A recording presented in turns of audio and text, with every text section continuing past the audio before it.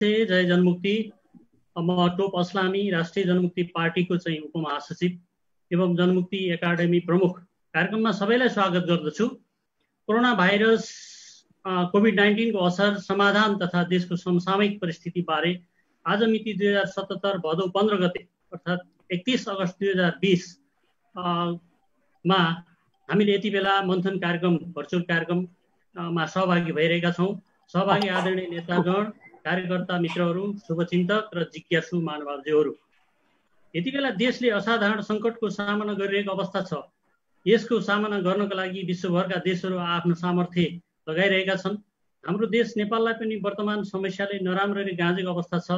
हाम्रो देशमा वर्तमान समस्या आउनु अगावै हामीले कोरोना भाइरसको सन्तास र भयावहलाई कसरी समाधान गर्ने भन्ने बारेमा प्रशस्त गिरकारी गर्नको लागि देशले प्रशस्त समय पनि पाएको थियो। अर्थात् गत डिसेम्बर महिनाको अन्त्यतिर चीनको वुहानमा कोरोना एकाएक फैलिएको र विश्वमा अन्य देशमा समेत प्रभाव पारेको समयमा नेपाल भने लगभग पुरै सुरक्षित थियो। तर महामारीसँग लड्ने कुनै वैज्ञानिक योजना सरकारबाट बन्न सकेन। सरकारले त्यस्तो वैज्ञानिक योजना बनाउन सकेन। अरूको नक्कलमा नै कर्तव्य पूरा भएको भन्दै समय व्यतीत भयो। जति बेला देशमा कोरोनाको प्रतिशत अत्यन्त न्यून थियो, जम्मा 1-2 जना, त्यो पनि बाहिरबाट आउनुभएको नेपालीहरू जसलाई सहजै व्यवस्थापन गर्न सकिने अवस्था थियो। एकाएक भयावहको स्थिति सिर्जना गरेर सरकारले पहिलो चरणमा नै एकैपटक 4 महिना लकडाउनको नीति लाद्यो। पछिल्लो चरणमा सरकारले दिएको अधिकारको प्रयोग गर्दै स्थानीय प्रशासनहरू मार्फत निषेधाज्ञाको नीति लादिएको छ, जसका कारण देशको राजधानी लगायत सिङ्गो देश ठप्प प्राय छ। अहिले हामीले देशमा जुन खालको समस्या, त्रास, भय र आतंक बेहोर्नु परेको छ, यसबाट बेलैमा मुक्ति पाउनको लागि विभिन्न देशको अभ्यास नियाल्ने सम्बन्धमा विज्ञहरूबाट सुझाव लिने प्रशस्त समय देशले पाएको थियो। तर ती सबै प्रयासहरू जो विश्वासमा जारी थिए, नेपालको सरकारले त्यसलाई केवल रमिते भएर हेरिरह्यो र देशमा एक खालको त्रास सिर्जना गर्ने, कोरोनाको त्रास हरेक नागरिकमा सम्प्रेषण गर्ने, साथै सरकारी प्रपञ्चलाई भने बढोत्तरी दिने कार्य नरोक्ने रवैया अवलम्बन गर्यो। यस्तो लाग्छ संसारलाई आश्चर्यमा पारेको कोरोना रोगको रोकथाम सम्बन्धमा 2/3 सरकार र यसका संयन्त्रहरूले जसरी कार्यभार महसुस गर्नु पर्थ्यो, त्यसको बदलामा केवल जानी नजरअन्दाज गर्ने कार्य गरेको प्रतीत हुन्छ। हाम्रो देशको लाखौं जनशक्ति वैदेशिक रोजगारमा रहेको अवस्थामा, अध्ययन र अन्य कार्यको सिलसिलामा विदेशमा रहेको अवस्थामा र ती नेपालीहरू घर फर्कने अवस्था आयो भने के गर्ने भन्नेसम्मको तयारी समयमै गर्नुपर्नेमा खेलाँची गरियो। यो 2/3 बहुमतका आधारमा सरकार सञ्चालनको जिम्मेवारी पाएको दम्भ हो या के हो? आफू बाहेकका अन्य पक्षलाई कोरोना नियन्त्रण सम्बन्धमा पुरै बाइपास गर्ने कार्य गरियो। कोरोनाको संक्रमणले देशलाई अब द्रुत रूपमा सकस पार्ने स्थिति बन्दै गएपछि छिमेकी भारतले जे रवैया अपनायो त्यसभन्दा नक्कल भन्दा अरू केही गरेको छैन। जे जति प्रयासहरू गरेका छन् ती सबै असफल साबित भएका छन्। वास्तवमा कुनै पनि महामारी भनेको केवल सरकारले मात्र साम्य पार्ने दायित्वभित्र पर्दैन। यस्ता समस्याबारे देशले सही तरिकाले समाधानको मार्ग तय गर्नुपर्दछ भन्ने बारेमा राष्ट्रिय जनमुक्ति पार्टीले बेलैमा सरकार र राज्य मन्त्रालयलाई झकझकाउने कार्य गरेको हो। अझै पनि हामी राष्ट्रिय जनमुक्ति पार्टीका हरेक नेता तथा कार्यकर्ताहरू यसमा अविचलित रूपमा क्रियाशील आएका छौँ। देशमा अकस्मात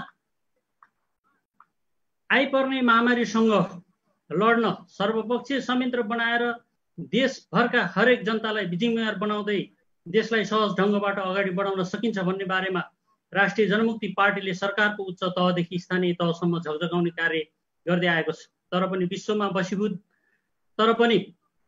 बसीभूत भएका मात्रै नभएर स्वदेशमै बसीभूत गरेका नेपाली जनताले दिएको मतदानको दुरुपयोग गर्ने गरी वर्तमान सरकार लाज पचाएर जनतालाई नाना थरी गाथाहरू सुनाउँदै जनतालाई थप शास्तिमा बाँच्न बाध्यात्मक परिस्थिति सिर्जना गरिएको छ। तर पनि परिस्थिति जुनसुकै ढङ्गले अगाडि बढे पनि वा बढाइए पनि हामी सचेत नेपालीहरूले सामूहिक प्रयासका लागि सचेत पहल गर्न जरुरी छ। कोरोना लाग्नु अपराध हो जस्तो रवैया वर्तमान समाजमा राज्यले थोपरेको छ। जनता त्यसै मानसिक रूपमा अस्वस्थ हुने ग्राफ बढ्दो छ। सरकारी रवैयाको सन्नाटा, एकाएक बेरोजगारीको बिगबिगीले निराशाको ग्राफ बढ्दै जाँदा समाजमा आत्महत्या, बलात्कार, चोरी, डकैती साथै संस्थागत भ्रष्टाचार जस्ता असामान्य परिस्थितिको जग बलि हुँदै गएको छ। हामीलाई विश्वास छ समाजलाई रोगी बनाएर अगाडि बढ्ने राज्य व्यवस्थाले समृद्ध समाज र देशको निर्माण गर्न सम्भव छैन। यस्तो परिस्थितिको वृद्धि दर बढ्दै गएमा जनताले बलिदान दिएर प्राप्त भएको उपलब्धि समेत जर्जर बन्दै घुम्ने खतरा पनि त्यत्तिकै बलियो हुने देखिन्छ। देशमा केवल वार्षिक 10 अरब रुपियाँ प्राप्त गर्ने न्यूमा एमसीसी पारित गर्ने प्रपञ्चहरू निष्कर्षमा पुर्याउने जमर्को गरिएको छ। वास्तवमा देशमा जनताको अपेक्षा, चाहना र आवश्यकता अनुसार सरकार सञ्चालन हुन पटक्कै सकेको छैन। आपसी निहित स्वार्थमा रवैया र सत्ता वर्तमान समाजमा राज्यले थोपरेको छ। देशलाई थप भड्कालोमा हाल्ने खराब मानसिकताहरू हाबी भएका छन्। सत्ता सञ्चालक सरकारी रवैयाको समेटमा ढुक्क अगाडि बढ्ने बेरोजगारीको बिबिकीले निराशाको ग्राफ बढ्दै जान्छ। वास्तवमा महामारी रोगको यथार्थता के हो? यस्तो बेलामा नेपाल सरकार र स्वयं नेपाली जनता कसरी अगाडि बढ्ने त भन्ने आम उत्सुकताका बीच हामीले राष्ट्रिय जनमुक्ति पार्टीको एउटा केन्द्रीय विभाग जनमुक्ति एकाडेमीको आयोजनामा आज यो भर्चुअल कन्भर्सेसन मन्थन कार्यक्रम आयोजना गरेका छौँ। यस कार्यक्रममा जुम एप मार्फत नेपाल र विश्वका विभिन्न ठाउँबाट जोडिनु भएका र हामीलाई राष्ट्रिय जनमुक्ति पार्टीको फेसबुक पेजमा देश विदेशबाट लाइभ हेरिरहनु भएका पार्टीका केन्द्रीय साथै प्रदेश प्रवासी मञ्च, जनमुक्ति मञ्च, जिल्ला नगर तहका नेताजीहरू साथै सबै कार्यकर्ता, शुभचिन्तक र जिज्ञासु सबै महानुभावहरूमा पुनः हार्दिक नमस्कार टक्राउन चाहन्छु। जनमुक्ति जिन्दाबादको जुझारो अभिवादन टक्राउन चाहन्छु। समयको पाबन्दीलाई मध्यनजर गर्दै यो कार्यक्रमलाई सौहार्द रूपमा सम्पन्न गर्नका लागि यहाँहरू सबैलाई म हार्दिक अनुरोध पनि गर्न चाहन्छु। यसै बीचमा कार्यक्रमलाई औपचारिक रूपमा अगाडि बढाउन म न्यायप्रेमी महानुभावसँग अनुमति लिँदै सर्वप्रथम यो मन्थन कार्यक्रममा भर्चुअल आसन ग्रहणलाई जोड्न चाहन्छु। यसै सन्दर्भमा सर्वप्रथम राष्ट्रिय जनमुक्ति पार्टीका केन्द्रीय अध्यक्ष सध्य केपी पालुङाज्यूलाई आजको यस कार्यक्रममा विशेष अतिथिको रूपमा आसन ग्रहणका लागि अनुरोध गर्दछु। आसन ग्रहणकै क्रममा आजका प्रमुख केन्द्रबिन्दु पार्टीका महासचिव सध्य केशव सूर्यवंशीज्यूलाई आसन ग्रहणका लागि हार्दिक अनुरोध गर्दछु। आसन ग्रहणकै क्रममा सरुवा रोग विशेषज्ञ नेपालगञ्ज मेडिकल कलेजका प्रमुख डाक्टर किशोर गुरुङज्यूलाई अनुरोध गर्दछु। यसै गरी कार्यक्रममा जोडिनु भएका पार्टीका केन्द्रीय तहका सम्पूर्ण नेतागणहरू, प्रदेश तथा जिल्लाका नेतागणहरू, प्रवास समितिका नेतागणहरू सबैलाई एकमुष्ट आसन ग्रहणका लागि अनुरोध गर्दै सहभागी सबै महानुभावज्यूहरूलाई यस मन्थन कार्यक्रममा हार्दिक स्वागत गर्दछु। अब म केही आचार संहितालाई स्मरण गराउन चाहन्छु। सबै सहभागी महानुभावज्यूहरूले वक्ताको भनाइलाई शान्त र धैर्यताका साथ सुनिदिनु हुन अनुरोध छ। वक्ताहरूसँग सम्बन्धित विषयमा जिज्ञासा राख्नका लागि च्याट बक्समा लेखी पठाउनुहोला वा आफूले ह्यान्ड्सअपको सूचना सङ्केत पठाउनुहोला। सहभागी सबै महानुभावज्यूहरूले आफ्नो माइक्रोफोनलाई म्युटमा राखिदिनुहोला। कतिपय आन्तरिक विषयमा कुराकानी गर्नका लागि विषयगत मन्थन सकिएको जानकारी पछिको समय उपलब्ध हुने अग्रिम जानकारी गराउन चाहन्छु। समग्रमा कार्यक्रमलाई सफल र परिणाममुखी बनाउन सबै सहभागी महानुभावज्यूहरूले समझदारी कायम गर्न अनुरोध गर्दछु।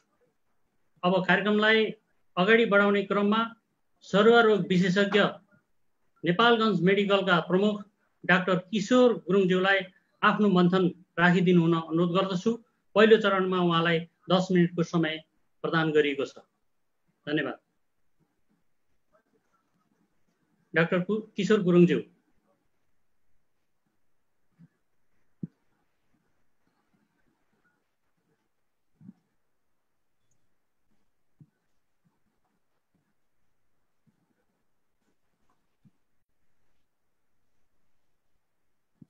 डाक्टर किशोर गुरुङज्यू।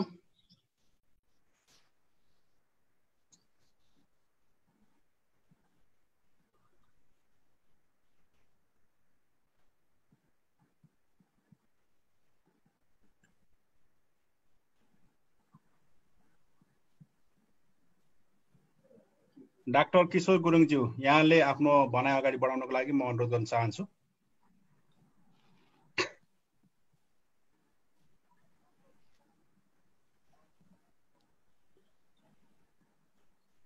नमस्ते सबैजनालाई। न्यानो जनमुक्ति अभिवादन। खास यो आजको भर्चुअल कार्यक्रमको जुन यो हामीले कोरोना सम्बन्धी यो कार्यक्रममा मलाई 2 शब्द राख्न दिनुभएकोमा जनमुक्ति एकाडेमीलाई धेरै धेरै धन्यवाद र आभार प्रकट गर्दछु। म खास यो कोरोना सम्बन्धी म आफै पनि सरुवा रोग विशेषज्ञ भए पनि यो कोरोनाको धेरै बारेमा सबैलाई जनचेतना भएकै कुरा हो। कसरी सर्दैन, कसरी सर्छ, यसको इतिहास के हो, यसको इतिहास के होइन, र कन्स्पिरेसी थ्योरी जुन आएको छ अहिले संसारमा भनौँ अथवा नेपालमा पनि आएको छ, नेपालमा पनि तपाईँहरूले कति धेरै कन्स्पिरेसी थ्योरीहरू सुन्नुभयो। ती कन्स्पिरेसी थ्योरीहरू मध्ये चाहिँ कस्तो भयो भन्दाखेरि नेपालमा अब यो दबाई पनि बन्यो अरे के भयो अरे भन्ने कुराहरू पनि सुन्नुभयो र यस्ता थुप्रै कन्स्पिरेसी थ्योरीहरू पनि छ।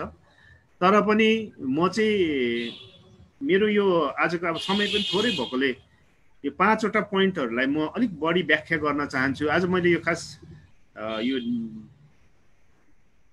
उयो त के अरे यो पिपिटी बनाउन त बनाएको थिएँ, यो पिपिटी सेयरै भएन यहाँनिर र पिपिटी सेयर नभए पनि म यो मौखिक रूपले नै यस बारेमा म तपाईँहरूलाई केही भन्न गइरहेको छु। जुन किसिमले भयावह स्थिति छ अथवा कोरोना साह्रै भयावह हो अथवा कोरोनाले गर्दाखेरि मरि नै हाल्ने भन्ने कुराहरू छ, त्यो चाहिँ कतिसम्म भ्रम पनि छ। किनभने यो कस्तो हुन्छ भन्दाखेरि हरेक प्रत्येक परिजीवीहरू जसले चाहिँ मान्छेमा लागिसकेपछि परिजीव भन्नाले चाहिँ 4 किसिमले छुट्याउँछ। एउटा चाहिँ ब्याक्टेरिया, फङ्गस, प्यारासाइट र भाइरस भनेर छुट्याउँछ। र यिनीहरूको के हुन्छ भन्दाखेरि यो परिजीवीहरूको चाहिँ के हुन्छ भन्दाखेरि उनीहरू चाहिँ परिजीवी भन्नुसाथ प्यारासाइटिक क्यारेक्टर हुन्छ यिनीहरूको। परिजीवी भन्नुसाथ उसले चाहिँ आएर एउटा परिजीवीको रूपमा अथवा कसैको अङ्गमा कसैको सेलमा गएर इन्फेक्सन गर्ने बढाउने कार्यहरू मात्रै यिनीहरूले गर्छ। र भाइरसको कुरामा चाहिँ यो कोरोना भाइरसको पनि जुन कन्स्पिरेसी थ्योरी छ त्यसमा चाहिँ धेरै किसिमको कन्स्पिरेसी थ्योरीहरूलाई तोड्दै म अलिकति यस बारेमा एकैचोटि म चाहिँ यो नेपालमा चलिआएको यो रोग निदान अथवा रोगको उपचारहरूको बारेमा म तपाईँहरूलाई केही भन्न गइरहेको छु। विशेष गरी जुन पनि रोगको उपचार गर्न त्यसको औषधि नै चाहिन्छ र नेपालमा चाहिँ अथवा विश्वमा नै हामीले प्रयोग अथवा हामी डक्टरहरू भएर अथवा स्वास्थ्य कर्मीहरू भएर सल्लाह दिने सुझाव दिने के हो भन्दाखेरि भाइरसको विषयमा चाहिँ 5 किसिमले यो रोगको निदान अथवा उपचार गर्ने प्रविधिहरू छ। त्यो भनेको चाहिँ के हो भन्दाखेरि एकमा चाहिँ एन्टिभाइरल ड्रग अथवा त्यो भाइरसको विरुद्धमा मार्ने अथवा भाइरसलाई खतम पार्ने नष्ट पार्ने चाहिँ दबाईको औषधिको बारेमा। दोस्रो चाहिँ भ्याक्सिन, जुन भ्याक्सिन भनेको चाहिँ मान्छेले अर्कै तरिकाले बुझ्छन्, तर भ्याक्सिन भनेको चाहिँ के हुन्छ भन्दाखेरि जुन कीटाणु जसले चाहिँ रोग लगाउँछ त्यसैलाई इनएक्टिभ गरेर शरीरमा दिइसकेपछि शरीरले फेरि त्यो रोगको विरुद्धमा चाहिँ शरीरले एन्टिबडीहरू बनाउँछ। त्यस्तो किसिमको चाहिँ एउटा चाहिँ भ्याक्सिन भयो। तेस्रो किसिमको चाहिँ के हो भन्दाखेरि अहिले आएको जुन प्लाज्मा थेरापीहरू छ, यो प्लाज्मा थेरापीहरू चाहिँ कस्तो हो के हो भन्ने कुरामा चाहिँ शरीरमा पनि जुन रगतमा नै 45% चाहिँ रक्तकोषहरू सेतो रक्तकोष र रातो रक्तकोषहरू हुन्छन् भने 55% चाहिँ प्लाज्मा हुन्छ। त्यो प्लाज्मामा चाहिँ जो मान्छे चाहिँ निको भइसकेर गइसकेको हुन्छ त्यो निको भइसकेको मान्छेहरूमा चाहिँ त्यो रोगसँग लड्ने एन्टिबडीहरू चाहिँ बढी मात्रामा हुने भएकोले गर्दाखेरि त्यो बिरामी भइसकेको निको भइसकेको मान्छेको चाहिँ प्लाज्मा चाहिँ फेरि जो बिरामी भइरहेको हुन्छ उनीहरूलाई दियो भने चाहिँ त्यो प्लाज्मामा भएको एन्टिबडीले त्यो भाइरसलाई मार्ने भएको कारणले गर्दाखेरि चाहिँ त्यो प्लाज्मा थेरापीहरू गरिएको। अब प्लाज्मा थेरापीको पनि धेरै प्रकारहरू हुन्छ। होल प्लाज्मा थेरापी भन्छ, अब होइन, एउटा प्लाज्मा थेरापी मात्रै पनि भन्ने हुन्छ नि, प्लाज्मा फेरेसिस भन्नेहरू पनि हुन्छ। तर नेपालमा अहिले चलन चल्तीमा अथवा गरिरहेको यो कोभिड-19 को विरुद्धमा गरिरहेको प्लाज्मा थेरापी। अब अर्को चाहिँ के हो भन्दाखेरि जुन आइसोलेसनकै कुराहरू आउँछ र त्यो आइसोलेसन चाहिँ हामी जुन यो लकडाउन भएर बसेको यो नै आइसोलेसन हो। अनि अर्को अन्तिममा चाहिँ कन्जर्भेटिभ, 5औं नम्बरमा चाहिँ कन्जर्भेटिभ ट्रिटमेन्ट भन्छ। जुन कन्जर्भेटिभ ट्रिटमेन्ट भनेको चाहिँ के हो भन्दाखेरि जति पनि धेरै भाइरसको विरुद्धमा दबाई त बनिसकेको छ, तर यो कोरोना भाइरसको विरुद्धमा दबाई नबनेकोले गर्दाखेरि कन्जर्भेटिभ ट्रिटमेन्ट भन्नाले यदि त्यो दीर्घ रोगीहरू छन् भने अथवा कुनै मान्छेलाई कोरोना लागिहालेमा चाहिँ उसलाई चाहिँ त्यो बाहेक अब जस्तो न्युमोनिया भएको छ नि, न्युमोनियाको सपोर्टिभ ट्रिटमेन्टहरू, सपोर्टिभ कन्जर्भेटिभ ट्रिटमेन्ट भन्छ, सपोर्टिभ ट्रिटमेन्टहरू दिएर जस्तो अक्सिजन थेरापीहरू दिएर अथवा त्यो भाइरसले ड्यामेज गरेको सेल्सहरूमा अरू इन्फेक्सनहरू भयो भने ब्याक्टेरियल इन्फेक्सनहरू अथवा फङ्गल इन्फेक्सन भन्छ, त्यो भयो भने त्यो ब्याक्टेरिया फङ्गसको विरुद्धमा पनि दबाई दिएर गर्ने रोग निदान गर्ने प्रविधिलाई चाहिँ सपोर्टिभ कन्जर्भेटिभ ट्रिटमेन्ट भनेर भनिन्छ हैन। त्यसकारण यी 5वटा कुराहरूले नै यो रोग निदान गर्ने हो। अहिलेसम्मको प्र्याक्टिसले यो देखाउँछ। र बढी मात्रामा म पनि यस्तै जुम सिरिजमा अथवा हस्पिटलमै काम गर्दाखेरि आएको देखेको च्यालेन्जेसहरू म अलिकति यहाँ विस्तृत गर्न चाहन्छु। च्यालेन्जेसहरू चाहिँ के हुन्छ भन्दाखेरि चाहिँ अहिलेको अवस्थामा, अहिलेको परिस्थितिमा के छ भन्दाखेरि अब चाहिँ यो रोग लागेको अथवा नेपालमा पनि यो रोगहरू फैलिसकेको चाहिँ लगभग 4-5 महिना भइसक्यो। जनवरीको लगभग 13 तारिक चाहिँ फर्स्ट नेपालमा प्रुफ भएको कोभिड-19 लाग्यो अथवा देखियो भनेर। त्यसपछि त्यो कोभिड-19 लागिसकेपछि चाहिँ नेपालमा चाहिँ बिस्तारै बढ्दै गयो। जो आयातित रोग नै हो यो हैन, यहाँ भएको हैन। त्यसपछि त्यो बढ्दै गइसकेपछि चाहिँ अब हामीले चाहिँ के भने नेपालमा चाहिँ एउटा चाहिँ मास्क लगाउने, अर्को चाहिँ सेनिटाइजरको युज गर्ने, त्यो किसिमको चाहिँ 2 किसिमको प्र्याक्टिस हामीले धेरै मात्रामा गर्यौं। तर यो सेनिटाइजर अथवा मास्क लगाउँदाखेरि पनि सबै मान्छेलाई त नहोला, तर केही न केही मान्छेलाई एलर्जिक रियाक्सनहरू चाहिँ अब हस्पिटलमा अहिले आउने अरू त्यो बाहेक कोरोना बाहेकको मास्क र सेनिटाइजरको बढी मात्रामा युज गर्दाखेरि देखिएको चाहिँ एलर्जिक रियाक्सनहरू पनि हो। तर त्यो एलर्जिक रियाक्सनहरूले पनि श्वास प्रश्वासमा नै असर पार्ने किसिमको एलर्जिक रियाक्सनहरू पनि देखिएको छ। अनि अर्को चाहिँ च्यालेन्जेस के छ भन्दाखेरि जुन अहिले नेपालमा धेरै भ्रमहरू परेकोमा चाहिँ जस्तो हाइड्रोक्सिक्लोरोक्विन र इमरभ्याक्टिन भन्ने जुन दबाई, इमरभ्याक्टिन भन्ने र हाइड्रोक्सिक्लोरोक्विन भन्ने दबाईहरू जुन प्रयोग गरिएको थियो, किनभने इन्डियाले चाहिँ बढी मात्रामा हाइड्रोक्सिक्लोरोक्विनको चाहिँ प्रयोग गरेको थियो। तर त्यो हाइड्रोक्सिक्लोरोक्विन चाहिँ भाइरसको विरुद्धमा को दबाई नभएर चाहिँ यो चाहिँ मलेरियाको विरुद्धमा दबाईहरू थियो। तर त्यसले पनि केही ठिक पार्छ कि भनेर चाहिँ त्यो प्र्याक्टिस गरेको थियो। त्यो प्र्याक्टिस चाहिँ त्यति सफल हुन सकेन। त्यसपछिको अर्को प्र्याक्टिसमा के भयो भन्दाखेरि अहिले नेपालमा चाहिँ रामदेशभिर भन्ने एउटा एन्टिभाइरल ड्रग नै दबाई नै पाइन्छ। त्यो एन्टिभाइरल ड्रग दबाईको पनि एकदम कालो बजारी बढ्यो। त्यो रामदेशभिर भन्ने दबाईको चाहिँ यति कालो बजारी बढ्यो कि त्यो चाहिँ इन्जेक्सन फर्ममा पाउँदाखेरि चाहिँ 10 भाइल अथवा 10 पटक चाहिँ बिरामी लगाएपछि त्यो बिरामी यदि निको हुनेछ भने निको भएर जान्छ, भ्याक्सिन भाइरस खत्तम हुन्छ। त्यो दबाईले गर्दाखेरि त्यो दबाईको डोज चाहिँ 10 भाइल इन्जेक्सन हो। तर त्यसको मूल्य चाहिँ बजारको मूल्य 7,000 हो भने अब नेपालमा कालो बजारी भएर चाहिँ कति बढ्यो भन्दाखेरि एउटै भाइलको भ्याक्सिन भने एउटै भाइलको चाहिँ दाम चाहिँ लगभग एउटै भाइलको उयो चाहिँ लगभग 50,000 सम्म बिक्री भयो। त्यसकारणले गर्दाखेरि एकदम नराम्रो प्र्याक्टिस भयो। त्यो नराम्रो प्र्याक्टिसले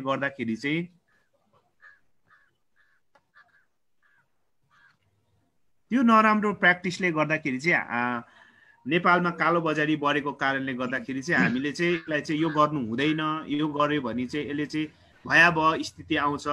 के अरे मान्छेलाई चाहिँ जसलाई रोग लागेको हो चाहिँ अब दबाईले भन्दा पनि आर्थिक भारले चाहिँ मर्ने बढी देखिन्छन् भन्ने कुराहरू चाहिँ आएको कारणले गर्दाखेरि हाम्रो एसोसिएसन नेपाल मेडिकल एसोसिएसनले चाहिँ यसको बारेमा चाहिँ ठुलो कुराहरू उठायो। अनि अर्को नेपालको जुन रङ प्र्याक्टिस छ, त्यो रङ प्र्याक्टिसमा चाहिँ के छ भन्दाखेरि यसको रोग लागेको हो या होइन भन्ने अवस्थामा हेर्दाखेरि पिसिआर गर्ने या त आरडिटी गर्ने भन्ने कुराहरू भयो। पछि आरडिटीलाई चाहिँ हटाइदियो, अहिले चाहिँ पिसिआर गर्ने भनेर चाहिँ भयावह स्थिति भयो र पिसिआर गरेपछि मात्रै पोजिटिभ या नेगेटिभ भन्ने केसहरूमा चाहिँ कन्फर्मेटरी डायग्नोसिस नै पिसिआरको रूपमा लियो। तर पिसिआर पनि त्यसमा पनि अझै कालो बजारी जस्तो देखियो। पिसिआरमा पनि किन कालो बजारी जस्तो देखियो भन्दाखेरि कति चाहिँ पिसिआरको दामहरू पनि धेरै धेरै यो राख्यो अनि त्यसपछि त्यसलाई पनि नियन्त्रण गर्न नेपाल मेडिकल एसोसिएसनले फेरि चाल्यो, केही उयो सरकारसँग मिलेर यस्तो कालो बजारी हुनु हुँदैन भनेर चाहिँ सरकारले नै एउटा पिसिआर टेस्ट गरेको दाम चाहिँ 5,500 रुपियाँ राख्यो। पहिला चाहिँ पिसिआरको दाम पनि लगभग 15,000 सम्म राख्ने कि भन्ने पनि डिस्कसहरू भएको थियो। तर त्यसले गर्दाखेरि चाहिँ जनतामा नै त्यो समस्याहरू आउने भएको कारणले गर्दाखेरि चाहिँ, तर यो मेरो पनि प्र्याक्टिसमा मेरो अनुभवमा पनि म तपाईँहरूलाई चाहिँ के भन्नु चाहन्छु भने यो खासै डराउनु चाहिँ अब डराइहाल्नु चाहिँ पर्दैन। दीर्घ रोगीहरू जो हुन्छन् उनीहरूलाई चाहिँ एकदम डराउनु पर्ने हो, तर दीर्घ रोगी बाहेक चाहिँ अरूले चाहिँ खासै डराइहाल्नु पर्दैन। कति चाहिँ सामान्य रुगाखोकीको रूपमा मात्रै पनि यो कोरोना देखिन्छ। अब यो कोरोनाकै बारेमा भन्ने हो भने कोरोनाको चाहिँ धेरै हाँगाबिङ्गाहरू हुन्छन्। कोरोना भाइरस पनि धेरै प्रकारको हुन्छ। लगभग अहिलेसम्म हाम्रो स्टडीमा आएको अथवा हाम्रो रिसर्चमा आएको त्यो चाहिँ कोरोना नै 36 किसिमको भन्दा बढी कोरोना भाइरसहरू, जसले चाहिँ वनस्पतिमा पनि पशुपन्छुमा पनि र मान्छेमा पनि यो रेस्पिरेटरी अथवा श्वास प्रश्वास सम्बन्धी चाहिँ रोग लाउने कोरोनाहरू चाहिँ देखिएको छ र 36 किसिमको भन्दा बढी कोरोनाहरू देखेको कारणले गर्दाखेरि त्यसलाई चाहिँ सब डिभिजन गरेर साइन्टिस्टहरूले राखिसकेपछि पनि यो अहिले आएको 2019 मा आएको कोरोनाको चाहिँ अलिकति उसले चाहिँ आफूलाई परिमार्जित गर्यो, जसलाई चाहिँ हाम्रो टर्ममा चाहिँ जेनेटिक म्युटेसन भन्छौँ।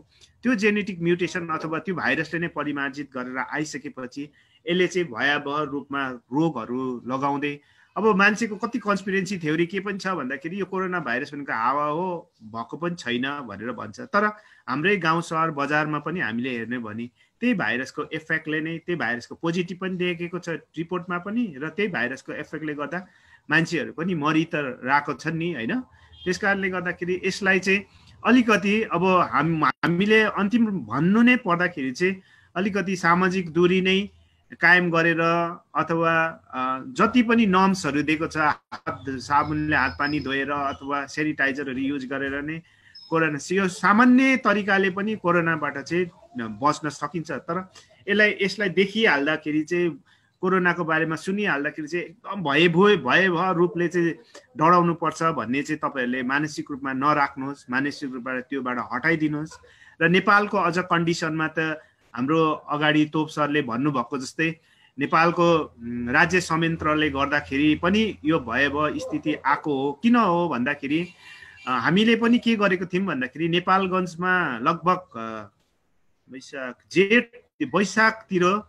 होइन, चैतको अन्तिमतिर चाहिँ जब नेपालमा चाहिँ नेपाल नाकाले नेपाली जनताहरू, यो पश्चिम भएको नेपाली जनताहरू जब पसे, मतलब आफ्नो घरतिर आए, घरतिर आउँदाखेरि त्यतिखेर लगभग 75,000 मान्छेलाई हामीले खाजाहरू बाँडेको थियौँ। तर सरकारलाई हामीले त्यतिखेर त्यहाँको स्थानीय सरकारलाई के पनि भनेको थियौँ भन्दाखेरि एटलिस्ट कमसेकम त्यो मान्छेहरूलाई क्वारेन्टाइनमा राखौँ र 14 दिनसम्म अथवा 14 दिन नभए नि 10 देखि 12 दिनसम्म राखेर चाहिँ उहाँको साइन सिम्टम्सहरू हेरेर चाहिँ घरहरू पठाउँदाखेरि अथवा उहाँहरूको वासस्थानमा पठाउँदाखेरि चाहिँ यो रोगहरू त्यति साह्रो फैलिँदैन कि भन्दाखेरि त्यतिखेर चाहिँ यो कुराहरू कसैले पनि सुनेनन्। तर जब मान्छेहरू धेरै मात्रामा नेपाल पसिसकेपछि गाउँ गाउँमा फैलिए,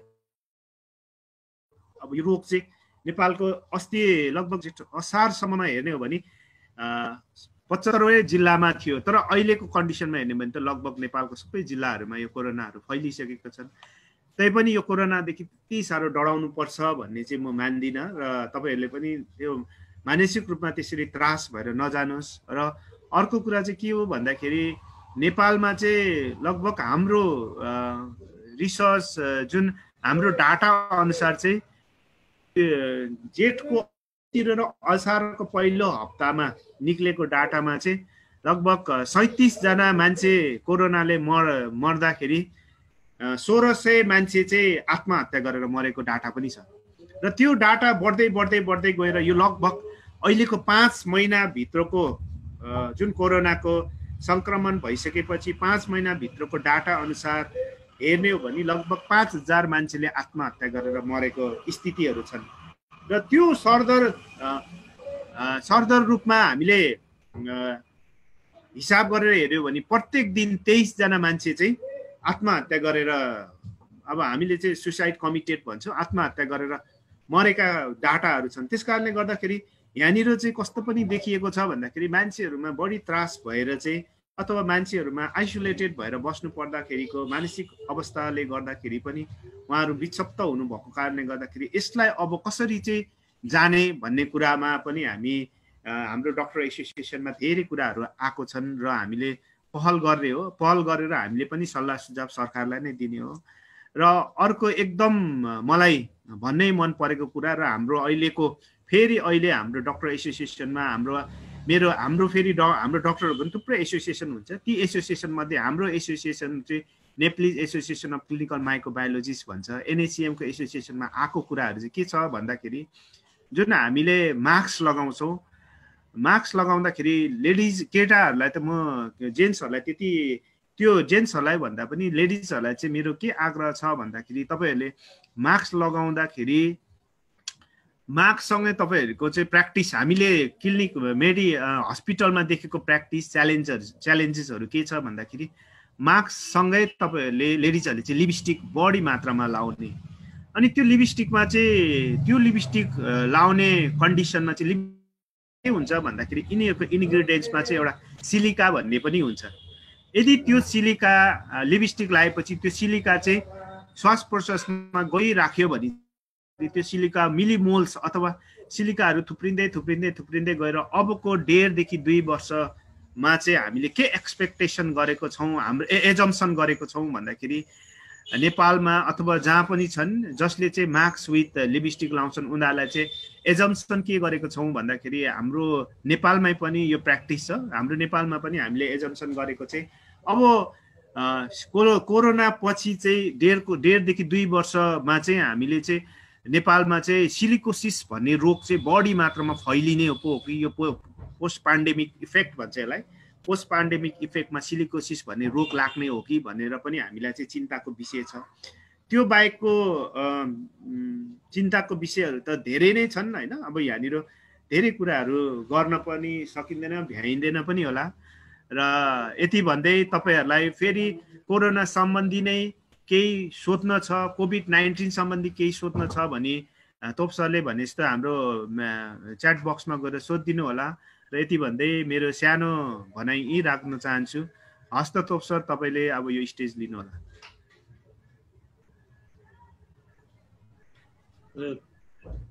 धन्यवाद छ डाक्टर साहबलाई। डाक्टर साहबले यो बिचमा धेरै कुराहरू बताएर जानुभएको छ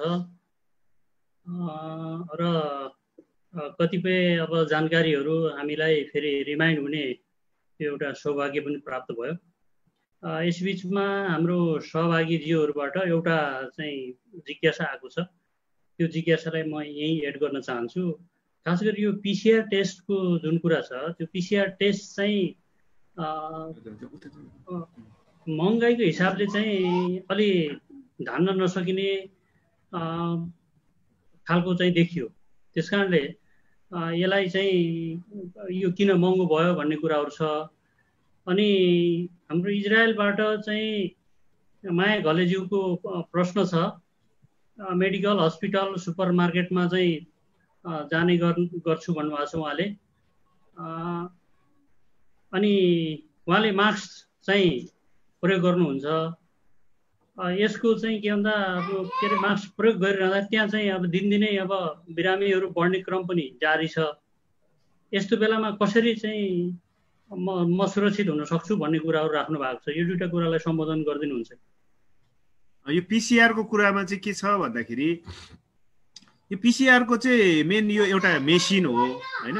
यसमा चाहिँ हामीले स्याम्पल लिन्छौँ। स्याम्पल चाहिँ धेरै किसिमले लिन्छ। अब स्वाब कलेक्सन भन्छ, अर्को चाहिँ बाल भन्छ होइन। बाल भनेको चाहिँ ब्रोन्को एल्भुलर ल्याबेज भनेर हामीले लिन्छौँ। अनि त्यो लिइसकेपछि चाहिँ हामी पिसिआर मेसिनमा, अब पिसिआर मेसिन पनि धेरै किसिमको हुन्छ, कन्भेन्सनल आरटी भन्ने कुराहरू हुन्छ। यो हामीले गर्ने चाहिँ आरटी पिसिआरमा गर्छौँ। तपाईँहरूले भन्नुभएको जस्तो महँगाईको विषयमा चाहिँ यो कुरा चाहिँ हामीले पनि एनएमए थ्रु, हाम्रो एसोसिएसन थ्रु उठाएको चाहिँ हो। किन भन्दाखेरि अझै यो पहिलाको कुरामा चाहिँ सुरुमा पिसिआरको दाम चाहिँ पिसिआर एउटा टेस्टको दाम 15,000 पनि कमाउने नै धन्दा हुन्छ जस्तो लाग्छ पनि एउटा निस्वार्थ भावले भन्दाखेरि। तर यसले गर्दाखेरि चाहिँ मान्छेलाई अझै भएन, यसले पनि महँगो भयो भनेर भन्यो। भइसकेपछि चाहिँ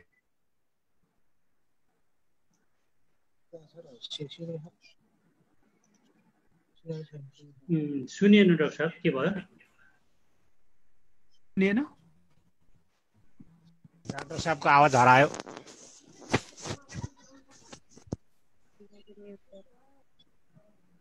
म्युट भइरहेछ डाक्टर साहब। सुनिराख्नु भएको छैन? अहिले फेरि सुरु भयो, सुनिएको छ डाक्टर साहब अहिले।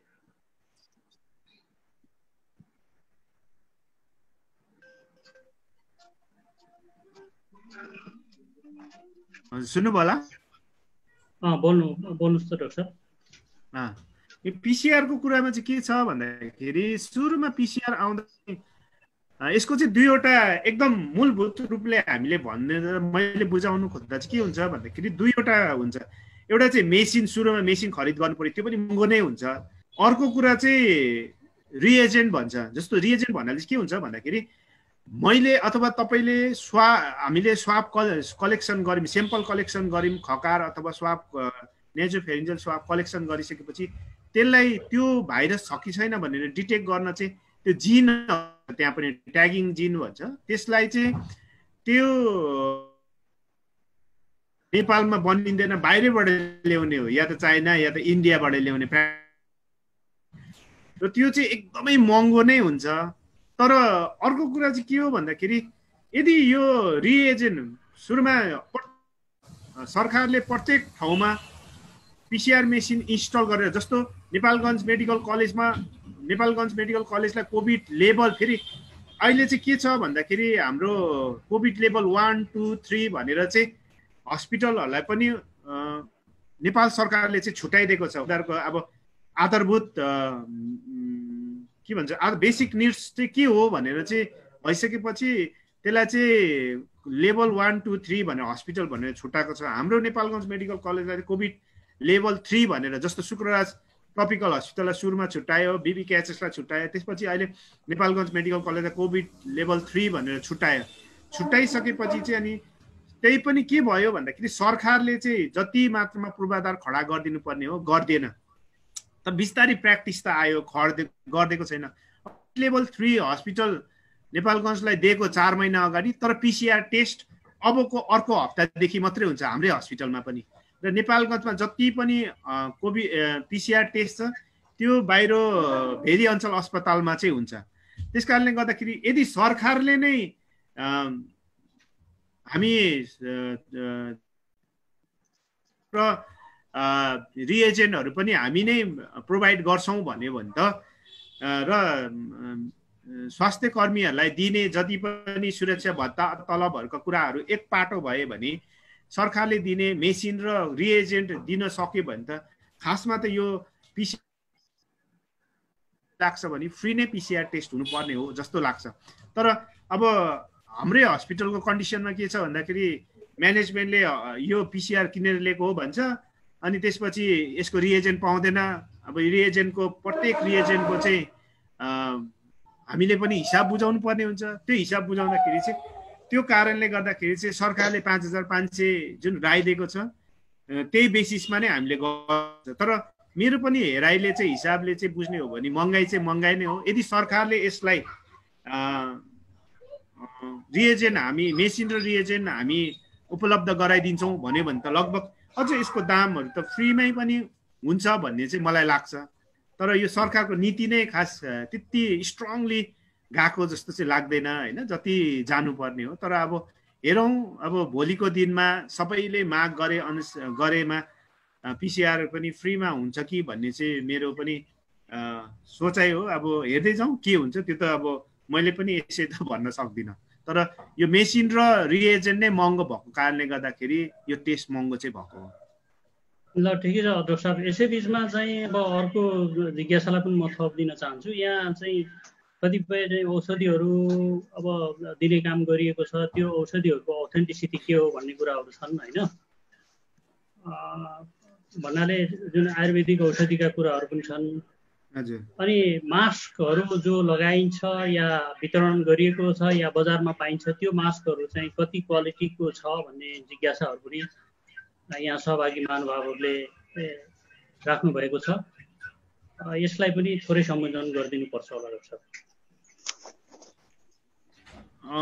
यो पहिला एकपल्ट जब कोरोना सुरु भइसकेपछि तपाईँहरूले पनि थुप्रै समाचारहरू सुन्नुभयो होला। द भ्याक्सिन पनि हेटौडामा बनिँदैछ अरे भन्ने, अथवा दबाई पनि बाँड्दैछ आदि सुन्नुभयो होला। तर के छ भन्दाखेरि जति पनि दबाईहरू बजारमा आए त्यो भनेको चाहिँ त्यो कोरोनाको विरुद्धमा बनेको दबाई चाहिँ थिएन। त्यो चाहिँ के थियो भन्दाखेरि रोगसँगको प्रतिरोधात्मक क्षमता बढाउने दबाईहरू मात्रै थिए। र त्यहाँनिर रोगसँगको प्रतिरोधात्मक क्षमता बढाउने दबाई भनेर चाहिँ भनिएको थियो। तर थपिदिँदाखेरि मान्छेहरूले एडभर्टिजमेन्ट गर्दाखेरि कोरोनाको दबाई हो रे भनेर पनि भनिएको सुनियो होइन। अब हाम्रै उयसमा के पनि आयो भन्दाखेरि यो मारवाडी युवा समाजले खै के यो आर्सेनियम दबाई पनि बाँड्यो रे भनेर।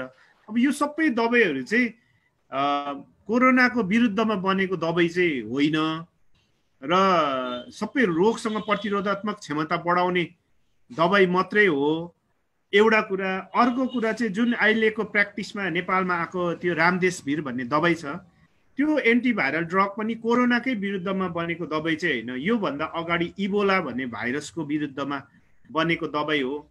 तर के हुन्छ भन्दाखेरि भाइरस या त आरएनए या त डिएनए भाइरस भनेर भाइरसको वर्गीकरण गरिन्छ।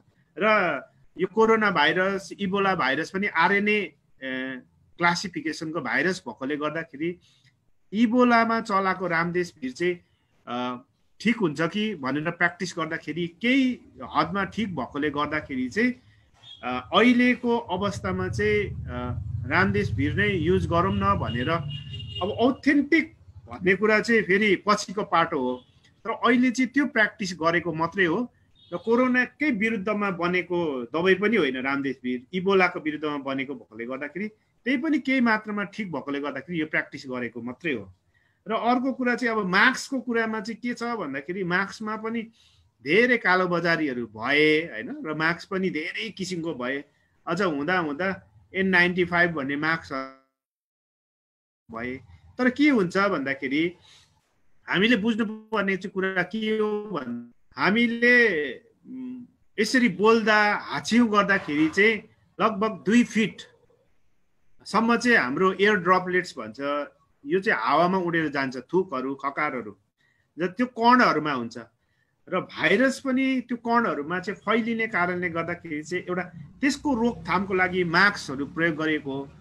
अब अझ पहिलाको हाम्रो प्र्याक्टिसमा त हामीले के भनेको थियौँ भन्दाखेरि मास्क सबैले लगाउनु जरुरत छैन। तर मास्क को चाहिँ रोगी हो उसले चाहिँ बरु मास्क लगाइदिए चाहिँ ठिक हुन्थ्यो भनेर चाहिँ हामीले निकालेको कुरा थियौँ, डक्टर एसोसिएसनले निकालेको कुरा थियो। तर पछि के भयो भन्दाखेरि यो भाइरसमा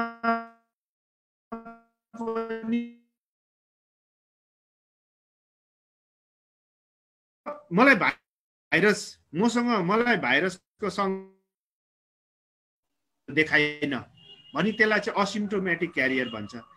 यो असिम्प्टोमेटिक क्यारियरको दर पनि ठाउँ अनुसारको फरक छन्। जस्तो विश्वको कुरामै गर्ने हो भने 21 देखि 80% मान्छेहरू चाहिँ असिम्प्टोमेटिक क्यारियर अथवा उसँग शरीरमा भाइरस छ तर उसलाई चाहिँ कुनै पनि उसले चाहिँ साइन सिम्पटम्स अथवा लक्षणहरू नै देखाएको छैन भने अझ उसले चाहिँ बढी मात्रामा सार्ने पनि भयो हैन। त्यस कारणले गर्दाखेरि हैन मास्क त सबैले लाउनै पर्छ भन्ने किसिमको भएको कारणले गर्दाखेरि त्यो मास्क चाहिँ एउटा ब्यारियर भएको कारणले गर्दा मास्क लगाउनु भन्ने चाहिँ हाम्रो सुझाव थियो। र अघि एकजनाले भन्नुभएको जस्तो म हस्पिटलमा मलहरूमा गइराख्छु भन्ने कुरामा चाहिँ के छ मेरो भनाइ भन्दाखेरि हस्पिटल जानुहोस् जहाँ पनि जानुहोस् तर सुरक्षित कसरी हुनुहोस् भन्नेमा चाहिँ मेरो एउटा तपाईलाई एउटा सुझाव हो। कसरी भन्दाखेरि जस्तो नचाहिने ठाउँमा जहाँ पाए त्यही छुनु भएन, मास्क लगाउनु पर्यो। प्लस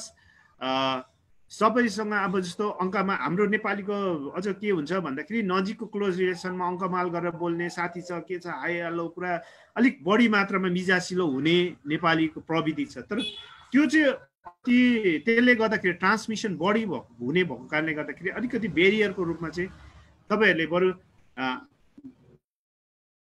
लाउनु भन्दा नमस्ते गर्नु नै राम्रो भनेर चाहिँ अहिले प्र्याक्टिसमा त्यो आएको थियो। त्यस कारणले गर्दाखेरि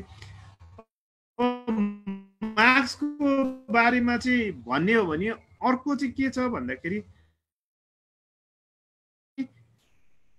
त्यो चाहिँ इन्ट्र्यापमेन्ट गर्ने अथवा थुकहरू चाहिँ अथवा बोल्दाखेरि बाहिर नजाने त्यो आफूमा हुने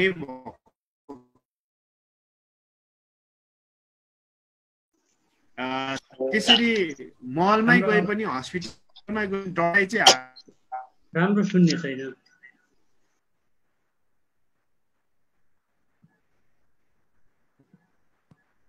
लगभग सुरक्षित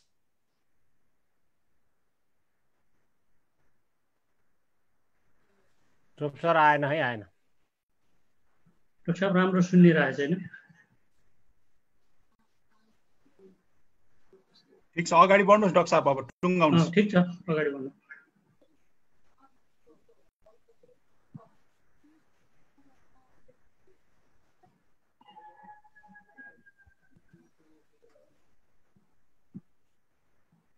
डाक्टर साहब डिस्कनेक्ट हुनुभयो क्या? उहाँको नेट अलिक स्लो भयो जस्तो लाग्छ मलाई।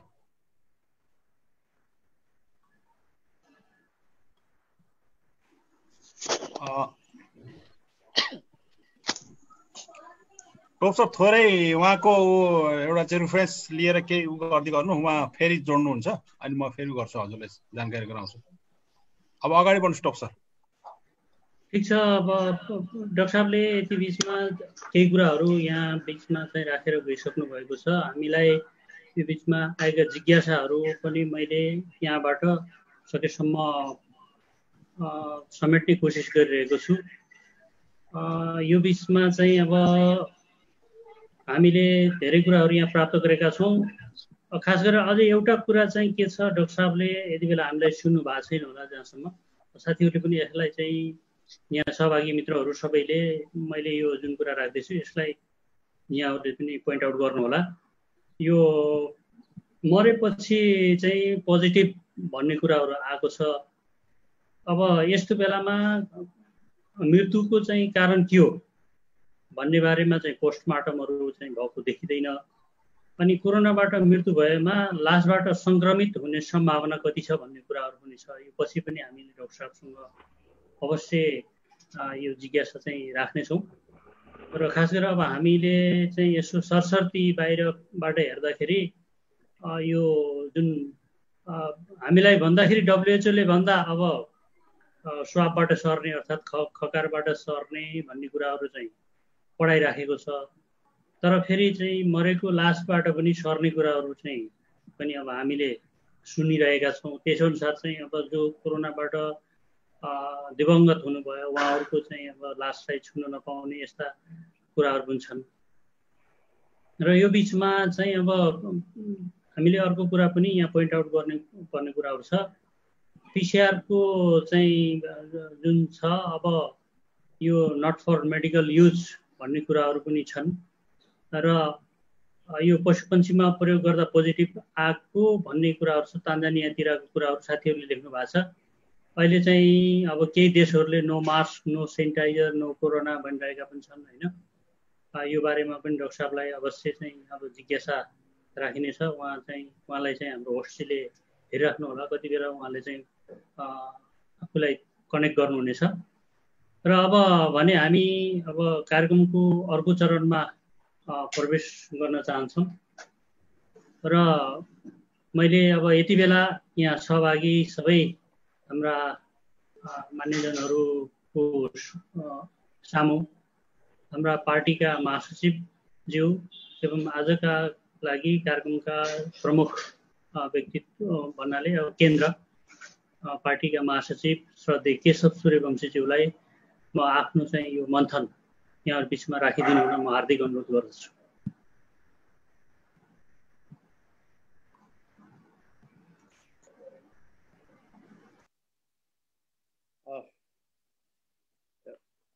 सबै साथीहरूलाई नमस्कार, जनमुक्ति अभिवादन र धन्यवाद छ उपमहासचिवजीलाई।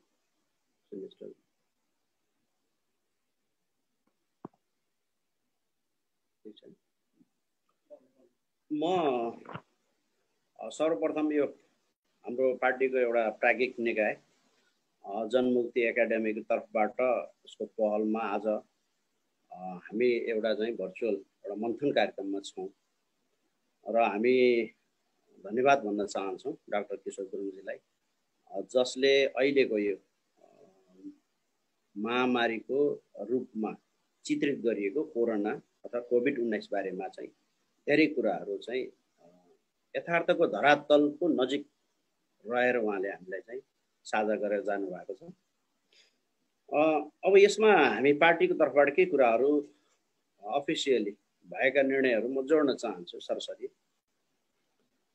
आज 15 गते हामी लकडाउनको अवस्थामा बिचमा खुकुलो जस्तो बनाएको थोरै समय 2-3 हप्ताको समय छोडेर भन्ने हो भने 5 महिना र 5 दिन भनौँ न, यतिको समय चाहिँ मुलुकले चाहिँ लकडाउनको अवस्थामा गुजारेको छ।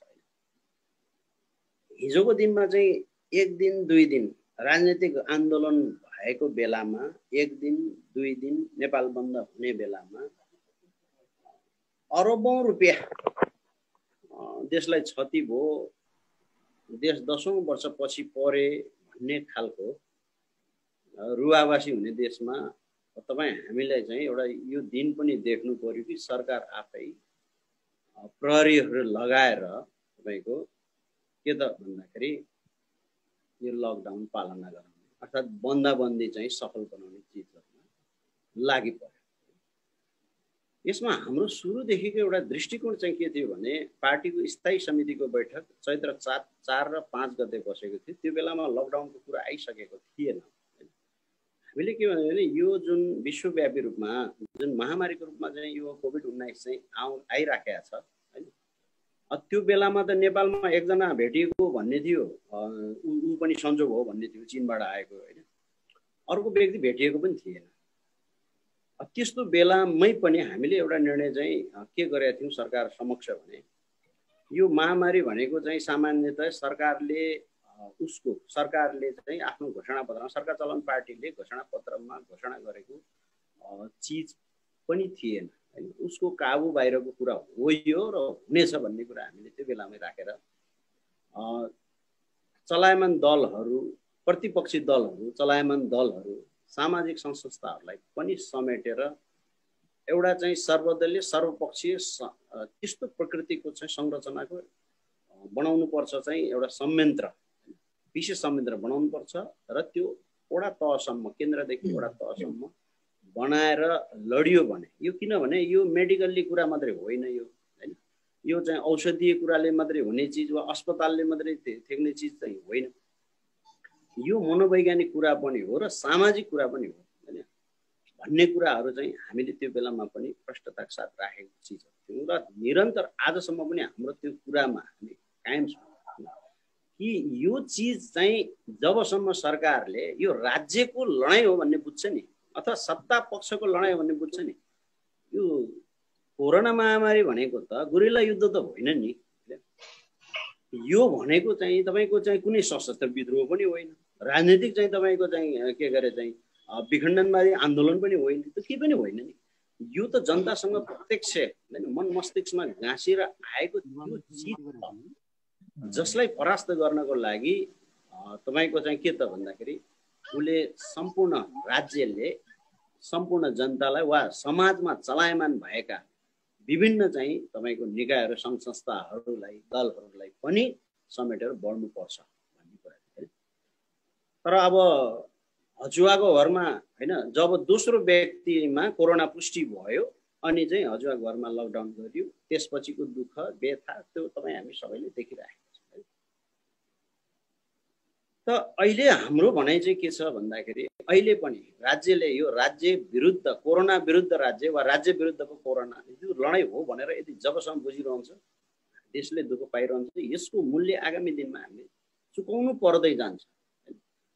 अहिलेको अवस्थाहरू हेर्दाखेरि तपाईँ हामीले अब डेटा पेश गरिरहनु परेन, सबै चिज ठप्प भएको अवस्थाहरू छन् भनेपछि अब देश चाहिँ कहाँ गयो होला। हिजो 2-3 दिन बन्द हुँदा होइन अरबौं चाहिँ तपाईँको घाटा भयो, नोक्सान भयो, देश चाहिँ 10 वर्षपछि पर्यो भनेर भन्नुपर्ने मुलुकमा आज चाहिँ तपाईँको 5-5 महिना चाहिँ त्यो देश ठप्प हुँदा देश कहाँ पुग्दै होला भविष्यमा भन्ने कुरा त त्यो चाहिँ एउटा सामान्य चाहिँ रूपमा आम मानिसले पनि अब बुझ्ने बेला भइसक्यो। अब देश कता गइराखेको रहेछ, सत्ता पक्ष कता गइराखेको रहेछ भन्ने कुरा हिजो अस्ति 1-2 दिन भयो होला हैन तपाईको चाहिँ एउटा जनता जान्न चाहन्छन् भन्ने कार्यक्रममा प्रधानमन्त्री उपस्थित भएर लगभग 2 घण्टाको हैन अब त्यो गिनिज बुकमा नै लेखाए हुन्छ। त्यति लामो अन्तर्वार्ता एउटा व्यक्तिको सायद चाहिँ नेपालमा चाहिँ कसै पनि दिएको थिएन। त 1.5-2 घण्टाको चाहिँ त्यो अन्तर्वार्तामा एउटा कार्यकारी प्रमुखले सरकार प्रमुखले बोलेर सकेर जब त्यो चाहिँ मान्छे उठ्छन् त्यसपछि पनि मान्छेको दिमागमा एउटा चाहिँ कुनै उत्साह, कुनै एउटा विश्वसनीयता, कुनै आँट, कुनै जाँगर के पनि आउँदैन भनेपछि हामी चाहिँ कुन अवस्थामा छौँ भन्ने कुरा त्यसले पुष्टि पार्छ। र त्यसले गर्दाखेरि अहिलेको सन्दर्भमा हाम्रो भनाइ चाहिँ के छ भन्दाखेरि जस्तो एउटा 2टा प्रश्न गरौँ न। अहिले जुन कोरोनाको कुरा आएको छ हैन अगाडि हाम्रो चाहिँ डाक्टर साहबले पनि हामीलाई चाहिँ त्यो भनेर गइसक्नु भएको कुरा जुन रोगको लागेका संक्रमित भएका मानिसहरू हैन मर्ने भन्दा निको हुने बढी छन्, जसको कि औषधि पनि छैन भनिन्छ, बल्ल चाहिँ भ्याक्सिन आउँदैछ भनिन्छ। त्यो चिजलाई यति धेरै राज्य पक्षले हौवाको रूपमा अगाडि बढाएको छ कि त्यसले चाहिँ जनतामा चाहिँ के आयो एउटा भय जन्माएको छ, मनोवैज्ञानिक आतंक जन्माएको। जबकि हुनुपर्ने के हो भने एउटा जनताको बीचमा जनताले सतर्कता अपनाउने, आत्मबल चाहिँ राख्ने, उच्च बनाउने र एउटा अनुशासन चाहिँ पालना गर्ने, सतर्कता वा संयमता अपनाउने, आत्मबल चाहिँ तपाईको उच्च बनाउने अनि अनुशासनमा बस्ने।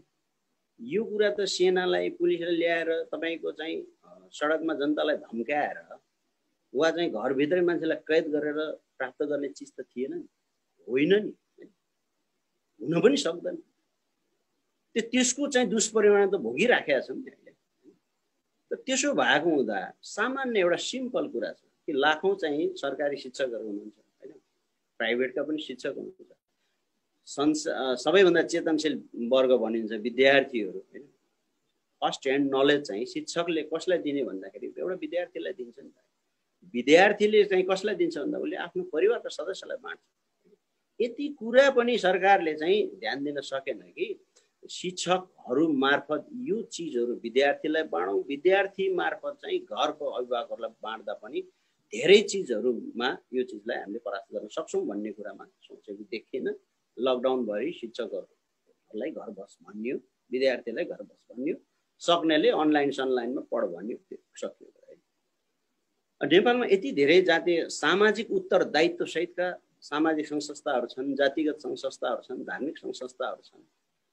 यी संस्थाहरूलाई पनि विश्वासमा ल्याएर सरकारले चाहिँ एउटा कन्भिन्स गरेर चाहिँ एउटा कार्ययोजनाभित्र पारेर दिएको भए तत्त सम्बन्धित संस्थाहरू आफ्नो क्रियाशील भएको, चाहे जातिगत क्षेत्रमा होस्, चाहे धार्मिक क्षेत्रमा होस्, चाहे सामुदायिक क्षेत्रमा होस् वा चाहिँ भौगोलिक क्षेत्रमा होस्, ऊ चाहिँ उसले आफ्नो लक्षित चाहिँ जुन समूह छ उसलाई त प्रशिक्षित गर्ने थियो नि। त्यसबाहेक चाहिँ दलहरू भनेको प्रतिपक्षी दलहरू भनेका आज सत्तामा छैनन्, उनको काम चाहिँ के त? सत्तामा हुँदा चाहिँ अब कुर्सीमा बस्ने हैन, बाहिर हुँदाखेरि चाहिँ तपाईको चाहिँ सडक रोक्ने, बाटो जाम गर्ने, टायर पोल्ने मात्रै त होइन होला नि त। रचनात्मक रूपमा चाहिँ सहयोग लिन त सकिन्थ्यो होला त सत्ता पक्षले, होइन त? त कसलाई खोज्न जाने भन्दा निर्वाचन लड्दै आएका चाहिँ तपाईको एउटा वैधानिक हैसियतमा चाहिँ एउटा चाहिँ जनताको बिचमा रहिरहेका दलहरूसँग सहकार्य गरेर अगाडि बढेको भए पनि ती दलले आफ्नो कार्यकर्ताहरूलाई परिचालित गरेर अगाडि जाने स्थिति हुन्थ्यो होला। यसरी समाजको जरा जरासम्म चाहिँ यो जाने प्रक्रियालाई पूर्ण रूपमा निषेध गरेर एउटा छाडा चाहिँ तपाईको चाहिँ एउटा के भन्दाखेरि साँडेको पाराले चाहिँ नेपालको एउटा सत्तासीनको हिँड्न थाले। त्यसको मूल्य चाहिँ अहिले चाहिँ जनताले चुकाइराखेका छन्, देशले चुकाइरहेको छ, भविष्यले अरू चाहिँ चुकाउनु पर्ने स्थिति हुन्छ। त्यसो भएको हुँदाखेरि अबको दिनमा हामी चाहिँ के चाहिँ भन्न चाहन्छौँ भने राष्ट्रिय जनमुक्ति पार्टीको तर्फबाट जुन दिन चाहिँ गएको महिनाको 6 गतेबाट हैन सूचना, अब सरकारको प्रवक्ता पनि हुन्, अर्थमन्त्री पनि भएका खतिवडाजीले, युवराज खतिवडाजीले अब लकडाउनको औचित्य चाहिँ अब सकियो भनेर चाहिँ ओपन गरेको अवस्था हो नि। तर त्यो गरेको चाहिँ 2-3 हप्तामै फेरि मुलुक चाहिँ फेरि उही कडी कडाउको अवस्थामा जानुपर्छ भनेपछि राज्य चलाउनेहरूको चिन्तन, उनीहरूको अनुभव, उनीहरूको चेतना, उनीहरूको तयारी, उनीहरूको शैली के छ त्यो त बुझियो नि। त्यसो भएको हुँदा हामीले अब जनताले निर्वाचित गरेको 5 वर्षसम्म यिनले चाहिँ के अरे आरे घाट पुर्याइन गराउन्, कुनै घाट पुर्याइन गराउन्, जतै खाल्टोमा हालुन्, यिनकै चाहिँ जिम्मामा छोडिन्छ भनेर जनता वा समाजमा रहेका क्रियाशील रहेका चाहे राजनीतिक दलहरू हुन् वा जातीय सामाजिक संस्थाहरू हुन् वा धार्मिक सङ्घ संस्थाहरू हुन् वा अरू चाहिँ मानव अधिकारवादी सङ्घ संस्था, पेसागत सङ्घ संस्था, अब चाहिँ जुर्मुराउने बेला आयो। हामी के भन्छौँ भने सत्ता पक्ष एक्लै हिँड्छ भने सत्ता पक्षभन्दा बाहिर यो चाहिँ तपाईँको महामारी विरुद्ध जुझ्न एउटा चाहिँ साझेदारी सहकार्य गरेर अगाडि बढ्ने बेला आयो। त्यसमा चाहिँ राम्रोसँग छलफल गर्ने बेला आएको छ, बहस गर्ने बेला आएको छ र एउटा निष्कर्षमा पुगेर हातेमाले गर्नुपर्ने बेला आएको छ। अहिलेलाई थोरैमा चाहिँ म विषयवस्तुमा चाहिँ केन्द्रित भएर बस्दै गर्दा अरू धेरै साथीहरू यहाँ हुनुहुन्छ, उहाँहरूसँग चाहिँ त्यो चाहिँ छलफलमा चाहिँ अरू कुरा राखौँ। अहिलेको यो विषयलाई हेर्दाखेरि म फेरि पनि दोहोऱ्याएर भन्छु, मूलभूत रूपमा कोभिड-19 भन्ने र कुन कोरोना महामारीको चिज चाहिँ जबरजस्त रूपमा यहाँ 5 महिनाको लकडाउन लादेर सरकारले के गर्न खोजिराखेको छ, गरेको छ भन्ने देखिरहेछ। त्यो मूलभूत रूपमा औषधीय तरिकाले वा चाहिँ हस्पिटलमा गएर दगुरेर होइन वा कुनै भ्याक्सिन लाएर सन्चो हुने भन्दा पनि मनोवैज्ञानिक रूपमा सबैभन्दा पहिला पोजिटिभली होइन सकारात्मक रूपमा उच्च रूपमा हरेक जनतालाई चाहिँ उठाउन आवश्यक छ, जागरुक र संयम गराउन आवश्यक छ। जनतालाई चाहिँ जागरुक र संयम गराइयो, आत्मबल प्रदान गरियो र सहकार्य गरियो भने त जनताले अनुशासन स्वतः पालना गर्छन्। त्यो त जापानको पनि देखिएको छ है। जनतालाई परिचालित गरेको सकारात्मक पक्ष पाकिस्तानमा पनि देखिएको छ। त्यसको प्रभावकारी पक्षहरू चाहिँ हामीले म्यानमारतिर पनि देखिएको छ, धेरै ठाउँमा देखिएको छ। त्यसो भएको हुँदाखेरि सत्ता चलाउनेहरूलाई यो चाहिँ भ्रमबाट मुक्त गराउनुपर्छ कि यो राजनीतिक लडाइँ हो वा यो सत्ता विरुद्धको लडाइँ हो वा चाहिँ राज्य विरुद्धको चाहिँ यो लडाइँ हो। त्यसले गर्दा राज्य मात्रै लड्छ, सेना पुलिस लड्छ वा चाहिँ सत्ता पक्ष मात्रै लड्छ भन्ने चाहिँ यो चाहिँ एकहोरो रटान वा चाहिँ भ्रम वा तृष्णा वा अहङ्कार वा गलत बुझाइबाट मुक्त गराउनलाई तपाईँ र मैले एउटा खबरदारी गर्नुपर्छ। अर्को हाम्रो तर्फबाट उसले पहल गर्दैन भने एउटा चाहिँ साझेदारी सहकार्य गरेर अगाडि बढ्ने र यसलाई चाहिँ जनस्तरबाट चाहिँ परास्त गर्ने यो महामारीलाई त्यो अभियानमा चाहिँ हामीले हातेमाले गर्नुपर्छ। यो चिज चाहिँ आजको मञ्चमा म राष्ट्रिय जनमुक्ति पार्टीको तर्फबाट चाहिँ एउटा महासचिवको नाताले भन्न चाहन्छु। र अन्य कुराहरू छन् भने यस पछाडिको कुराहरूमा क्रमशः हामी छलफल गर्न चाहन्छौँ भन्ने कुरा राख्न चाहन्छु। धन्यवाद।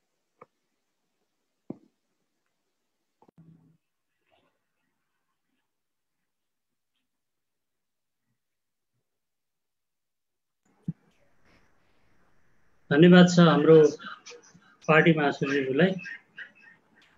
उहाँले संक्षिप्तमा पार्टीको तर्फबाट पार्टीले चाहिँ पछिल्लो घडीमा लिएको यो कोरोना भाइरसको जुन चाहिँ हुन्छ त्यस सम्बन्धमा पार्टीले लिएको चाहिँ दृष्टिकोणबारे आफ्नो पार्टीको तर्फबाट केही भनाइहरू यहाँ व्यक्त गरेर गइसक्नु भएको छ र अब यहाँहरूलाई अब जानकारी छ भन्ने हामीलाई लाग्छ। हामीले लकडाउनमा रहेर यो खालको शास्ति बेहोर्न परिरहेको भए तापनि राष्ट्रिय जनमुक्ति पार्टीको तर्फबाट हामीले केही न केही कार्यक्रमहरू निश्चित रूपमा चाहिँ गर्दै आएका छौँ।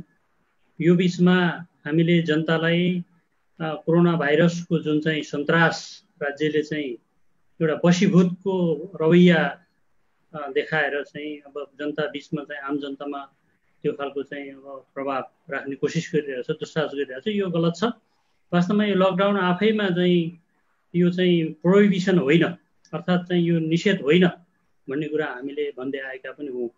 त्यस कारणले गर्दा जनतालाई त्रसित गराउनु या अब म अझै अर्को भाषामा के भन्न चाहन्छु भने कुनै पनि चाहिँ समस्या छ, त्यो समस्याबाट मानिसहरू त्रसित हुनु एउटा कुरा हो, तर मानिसहरू त्रसित हुँदै गर्दा मानिसहरूको जनजीवनलाई नै लक गर्ने कुराहरू जुन छ त्यो चाहिँ वास्तवमा चाहिँ एउटा समाधानको सही उपाय होइन भन्ने कुराहरू हामीले स्पष्ट रूपमा राख्दै आएका पनि हौँ। त्यस कारणले अब यसमा हाम्रो बल कति पुग्यो पुगेन, यसमा चाहिँ अब सम्बन्धित पक्षले कति सुनेन, अब हामीले त भन्ने पनि गरेका छौँ। अब नेपालको सरकार त चाहिँ आकाश पाताल जम्मै जान्नेहरूको चाहिँ अब भिड भयो। सबै चिजहरू चाहिँ अब यही सरकारमा बस्नेले मात्रै जान्ने भए, त्यहाँभन्दा अरू कसैले पनि नजान्ने भए। त्यस हुनाले अब यो बिचमा चाहिँ हामी एउटा जिम्मेवार राजनीतिक दल भएको नाताले राख्ने कुराहरू के हो भन्दाखेरि सकेसम्म चाहिँ अब जनतालाई नै सचेत गरेर अगाडि लानुपर्छ भन्ने कुराहरू हुन्। मैले अगाडि पनि भने जनतालाई लक गरेर, जनताको जनजीवनलाई लक गरेर चाहिँ समस्या समाधान हुन सक्दैन। किनभने अब विज्ञहरूले पनि भन्दै आइरहेका छन् कि कोरोना भाइरसको जुन चाहिँ मृत्युको चाहिँ त्रास चाहिँ यहाँ देखाइराखेको छ, वास्तवमा कोरोना भाइरस आम मानिसको मृत्युको चाहिँ तेस्रो कारण हो भनेका छन्। त्योभन्दा अरू कारणहरू चाहिँ अब फर्स्ट सेकेन्डमा छन् भनिएको छ। त्यस कारणले गर्दाखेरि यसमा चाहिँ आम जनताले विशेष गरेर अब आम नेपालको सन्दर्भमा आमूल परिवर्तन चाहने हामी सबै जो कोही शुभचिन्तक हौँ या चाहिँ यसमा चाहिँ आबद्ध हौँ, नेता कार्यकर्ता हौँ, सबैले चाहिँ बुझ्नुपर्ने कुरा के छ भन्दा आत्मबलको चाहिँ जुन प्रायोरिटी छ त्यसलाई चाहिँ हामीले बडा गम्भीर ढङ्गले त्यसलाई चाहिँ आत्मसात गर्नुपर्ने देखिन्छ। हरेक युद्धलाई जित्ने चाहिँ त्यो प्रारम्भ पनि चाहिँ यो आत्मबलै हो भन्ने कुराहरू हाम्रा पुर्खाहरूले पनि भन्दै आएका कुराहरू हुन्। त्यस कारणले अब हामीले पार्टीगत रूपमा जुन कुराहरू चाहिँ उठान गऱ्यौँ कि यो समस्या समाधानको लागि केवल सरकारले मात्रै सम्भव छैन भन्ने कुराहरू चाहिँ जुन डे फर्स्टदेखि भन्दै आयौँ, त्यो कुरालाई हामीले अरू बलशाली ढङ्गले चाहिँ उठान गर्नुपर्ने देखिन्छ। अब यही बिचमा अब यहाँहरूले अब केही साथीहरूले यहाँ जिज्ञासाहरू पनि राख्नु भएको छ होइन। अब लकडाउन विकल्प छैन होइन रहेछ, अब कोरोना भन्ने पनि पुष्टि भइसकेको छ, अब के अरे कोरोनाको चाहिँ समाधानको लागि लकडाउन विकल्प होइन भन्ने कुराहरू पुष्टि भयो। अब पार्टीको धारणा के हो भन्ने कुराहरू चाहिँ अब यहाँहरूले राख्नु भएको छ। मलाई लाग्छ यो बारेमा केही कुराहरू अगाडि पनि आइसकेका छन्। यहाँनिर हामीले आम समाजमा चाहिँ फैलाउनु पर्ने कुराहरू के छ भन्दा कोरोना लाग्नु चाहिँ मान्छेको अपराध हो जस्तो चाहिँ अहिले सरकारले त्यो ढङ्गको चाहिँ रवैया अप्नाइरहेको छ।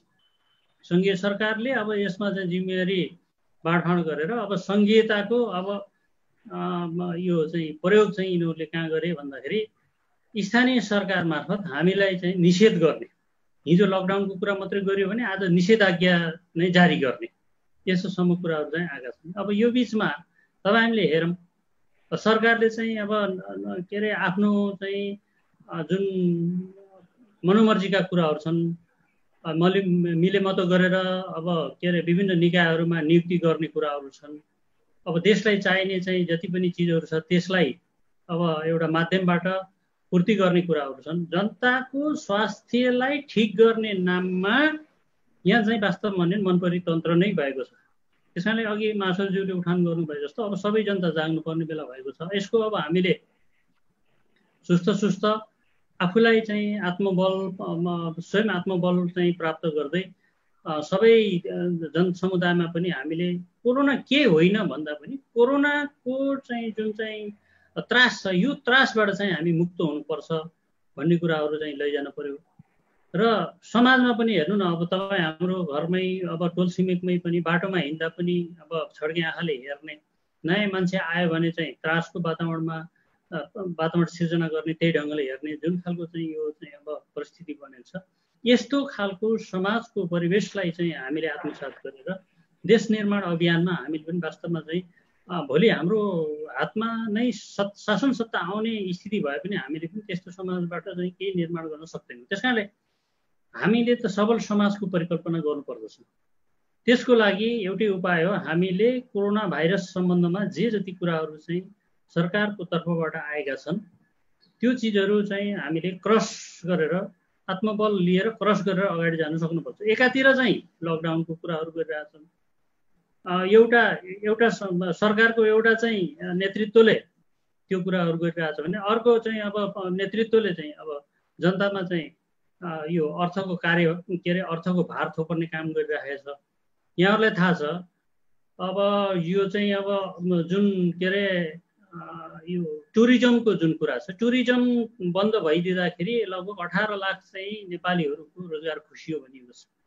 त्यस्तै साना उद्योग व्यवसायहरू चाहिँ बन्द हुँदा करिब 21 लाखको चाहिँ रोजगार खुसियो भनिएको छ भने अब त्यस्तै गरी अब अन्य क्षेत्रहरू, निर्माणका अन्य क्षेत्रहरू कतिपय त्यस्ता क्षेत्रहरू पनि छन्, त्यसबाट कति चाहिँ बेरोजगार भयो होलान् हैन।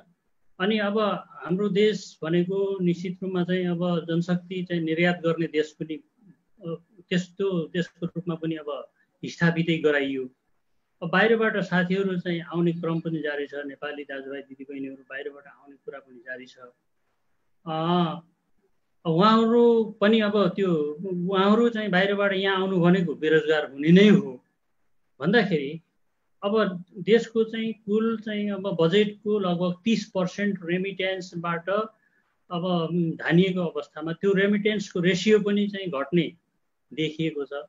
त्यसको चाहिँ सुस्त असर, गहिरो गरी चाहिँ असर चाहिँ वास्तवमा हरेक नेपालीलाई पर्न जाने एउटा चाहिँ भयावह स्थिति चाहिँ हामीले देखिरहेका छौँ। तर सत्तामा बसेकाहरूको चाहिँ अब विभिन्न चाहिँ अन्तर्वार्ताहरू सुन्दा पनि हामीलाई के लाग्छ भन्दाखेरि उहाँहरूले चाहिँ गल्ती गरेकोमा चाहिँ माफ माग्ने चाहिँ अब 2 शब्द बाहेक अरू चाहिँ केही पनि देखिँदैन। गल्ती गर्ने माफ माग्दै जाने हो भने अब समाजमा जुन खालको भयावह स्थिति आउने छ त्यसलाई चाहिँ अब ठिक ढङ्गले सम्बोधन गर्ने, त्यसलाई चाहिँ एउटा सहज परिस्थितिमा ल्याउने चाहिँ कुराहरू के हुन सक्छन् त भन्ने बारेमा अब हामीले आम रूपमा चासो राख्न चाहिँ जरुरी छ भन्ने लाग्छ। अब यो बिचमा केही साथीहरूको प्रश्न छ भने म जोड्न चाहन्छु। अब यसमा चाहिँ अब यसमा अब यो अनलाइन कक्षाको कुराहरू पनि आइरहेको छ र म डाक्टर साहब अहिले अनलाइनमा हुनुहुन्छ कि हुनुहुन्न? हजुर छु म राखिहालौँ है। डाक्टर साहबलाई अघि एउटा त्यो जिज्ञासा थियो, त्यो मैले च्याटमा हेरेँ, म त्यसको बारेमा भनिहालौँ है त। हजुर डाक्टर साहब, यो एउटा 2टा प्रश्न आएको रहेछ। यसमा चाहिँ एउटा चाहिँ के छ भन्दाखेरि विज्ञहरूको भनाइअनुसार पिसिआर 1984 मा रिसर्चको लागि बनेको थियो, यो नट फर मेडिकल युज भनिएको छ। तान्जानियामा पिसिआर फलफुल पशुपन्छीमा प्रयोग गर्दा पोजिटिभ आएछ, पिसिआर बहिष्कार गरे र अहिले करिब 10-15 वटा देशहरूले no mask no sanitiser no corona भनिरहेको छन्। साँच्चैको पिसिआरको विश्वसनीयता नभएकै हो त? वास्तविकता के हो भन्ने छ। यो पिसिआर चाहिँ सुरुमा पिसिआर आउँदाखेरि जुन यो पिसिआर चाहिँ पोलिमेरेज चेन रियाक्सन भन्छ, यसको फुल फर्म चाहिँ पिसिआर आउँदाखेरि सुरुमा चाहिँ यो पिसिआरलाई रिसर्च बेसिसमा भनेर भनेकै हो। पछि त्यो पिसिआर परिमार्जित हुँदै जाँदाखेरि पिसिआरले डायग्नोस्टिक टुलको रूपमा स्थापित भएर यसलाई डायग्नोसिस गरेको हो। र अब यो कोरोनाकै बारेमा भन्नुपर्दा चाहिँ मैले अघि पनि भने कोरोना धेरै प्रकारको हुन्छन्। जस्तो 2003-04 तिर हङकङमा देखिएको SARS-CoV-1 भाइरस भन्यो, त्यो पनि कोरोनाकै प्रजाति भए। त्यसपछि गएर 2011-12 मा मिडल इस्टतिर भएको पनि यो पनि कोरोनाकै एउटा वंश हो भनौँ न, हाँगा हो। त्यस कारणले गर्दाखेरि कोरोनाले मान्छेलाई मात्रै नभएर अघि पनि भने अनुसार बोट बिरुवादेखि लिएर जीव जन्तुलाई पनि कोरोनाको कुनै न कुनै वंशको यो भाइरसले चाहिँ इन्फेक्ट चाहिँ गर्छ। तर अब यो के पिसिआर रिलायबल छैन त भन्ने कुरामा चाहिँ के हो भन्दाखेरि पिसिआर रिलायबल छ। र पिसिआर रिलायबल कतिखेर छ भन्दाखेरि पिसिआरको अहिलेको टेस्टमा चाहिँ कोभिड-19 कै लागि आएको पिसिआर अथवा त्यसले कोभिड-19 कै जेनेटिक मेटेरियल अथवा लाई नै पत्ता लगाउँछ भने चाहिँ त्यो पिसिआर चाहिँ रिलायबल छ, तपाईँले त्यसरी मान्नुहोस्। अनि अर्को प्रश्न चाहिँ के रहेछ भन्दाखेरि कोरोना भएको कति दिनसम्म चाहिँ सिम्पटम देखिन्छ भन्ने चाहिँ छ। यो चाहिँ के हो भन्दाखेरि जुन हामीले अहिले जब मान्छेलाई कोरोना पुष्टि भएपछि हामीले क्वारेन्टाइनमा लगभग 14 दिनसम्म राख्नुको कारण नै के हो भन्दाखेरि कुनै पनि सरुवा रोग शरीर लागिसकेपछि औषधमा सरुवा रोगको विषयमा है, फेरि सरुवा रोग लागिसकेपछि औषधमा मोर देन 90% सरुवा रोगहरूको लक्षण चाहिँ 1 देखि 21 दिनभित्रमा चाहिँ देखिन्छ। र 1 देखि 21 दिनभित्रको पिक टाइम भनेको चाहिँ 7 देखि 14 दिन हुन्छ। त्यस कारणले गर्दाखेरि 7 देखि 14 दिनसम्म चाहिँ त्यो लक्षणहरू प्रायः जस्तो चाहिँ 7 देखि 14 दिनमा चाहिँ एकदम पिक टाइममा चाहिँ लक्षणहरू देखिने भएकोले गर्दा देखिन्छ। र त्यो टाइममा देखिने भएकोले गर्दाखेरि यदि देखियो भने त्यसको ट्रिटमेन्ट गर्ने, देखिएन भने असिम्टोमेटिक नै त्यतिकै निको भएर जाने भनेर नै अहिलेको गाइडलाइन अनुसार चाहिँ 14 दिन चाहिँ यसरी क्वारेन्टाइन अथवा आइसोलेसन जे भने पनि होम आइसोलेसन, होम क्वारेन्टाइन भन्छ, क्वारेन्टाइनमा राख्नुको कारण चाहिँ 14 दिनको कारण चाहिँ पिक नै 7 देखि 14 दिनसम्म चाहिँ लक्षणहरू देखिन्छ। यही नै होला दुईटा प्रश्न तोप सर। अब फेरि तपाईँलाई नै यो माइक हस्तान्तरण गर्नुपर्छ।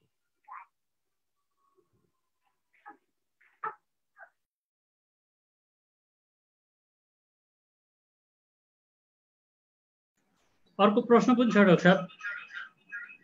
यो मृत्यु पश्चात चाहिँ यो पनि चाहिँ कोरोना पोजिटिभ भन्ने गरिएको छ होइन? अनि यसमा चाहिँ के कारणले गर्दाखेरि यो मृत्यु भएको हो भनेर चाहिँ पोस्टमार्टम गर्नु पर्दैन र भन्नुभएको छ। अनि लास्टबाट चाहिँ कोरोना सर्ने सम्भावना कति हो भनेर हाम्रो सहभागी साथीहरूले राख्नु भएको छ। यो चाहिँ के छ भन्दाखेरि मान्छे अब यो अहिलेको गाइडलाइन्स नै के छ भन्दाखेरि यदि उसलाई कोरोनाको जस्तो कोरोना भन्दा नि कोभिड-19 अथवा SARS-CoV-2 को जस्तो सिम्टम्सहरू देखिसकेपछि चाहिँ मृत्यु हुनु अगाडि नै खास चाहिँ यो टेस्ट गर्नुपर्ने हो। तर कता चाहिँ त्यो टेस्ट गर्न सकिएन भने पनि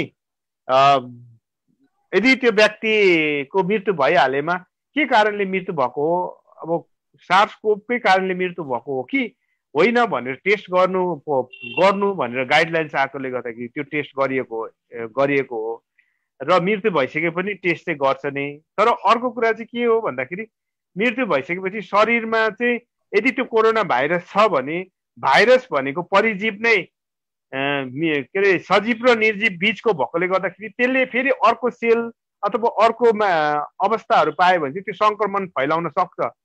र लासबाट पनि अब कोरोनाले मरेको छ भने यदि त्यो लासलाई छुँदाखेरि पनि फेरि त्यो कोरोना चाहिँ सङ्क्रमण हुन्छ नै र सङ्क्रमण हुने चान्सेस हाई हुन्छ अथवा हुन्छ नै र सङ्क्रमण हुने चान्स हाई भएकोले गर्दाखेरि मृत्यु भइसकेको कोरोनाबाट मृत्यु भइसकेको लासलाई चाहिँ जनमानसमा त्यसरी जनमानसले नगाडेर नजलाएर चाहिँ एउटा सुरक्षित तवरले चाहिँ जलाउने प्र्याक्टिस नेपालमा मात्रै नभएर अरू ठाउँमा पनि सबैतिर नै त्यही प्र्याक्टिस गरेको हो र लास्टबाट पनि यदि त्यो कोरोनाबाट सङ्क्रमित भएर मरेको छ भने चाहिँ कोरोना चाहिँ त्यो लास्टलाई छुयो भने पनि फेरि सङ्क्रमण हुने चान्सेस चाहिँ हाई नै हुन्छ।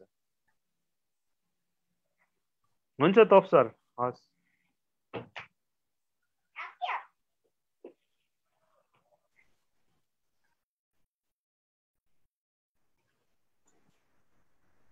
अब यस बिचमा हाम्रा सहभागी सबै आदरणीय मित्रहरू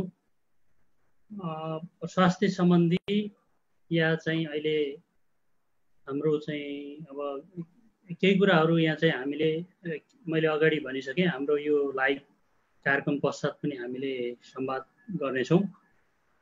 तर अहिले हाम्रो लाइभ चलिरहेको छ। यस बिचमा हामीले केही नीतिगत कुराहरू पार्टीको तर्फबाट हामीले अब महासचिवज्यू मार्फत चाहिँ राख्ने कोसिस गरिरहेका छौँ आजको विशेष सन्दर्भमा।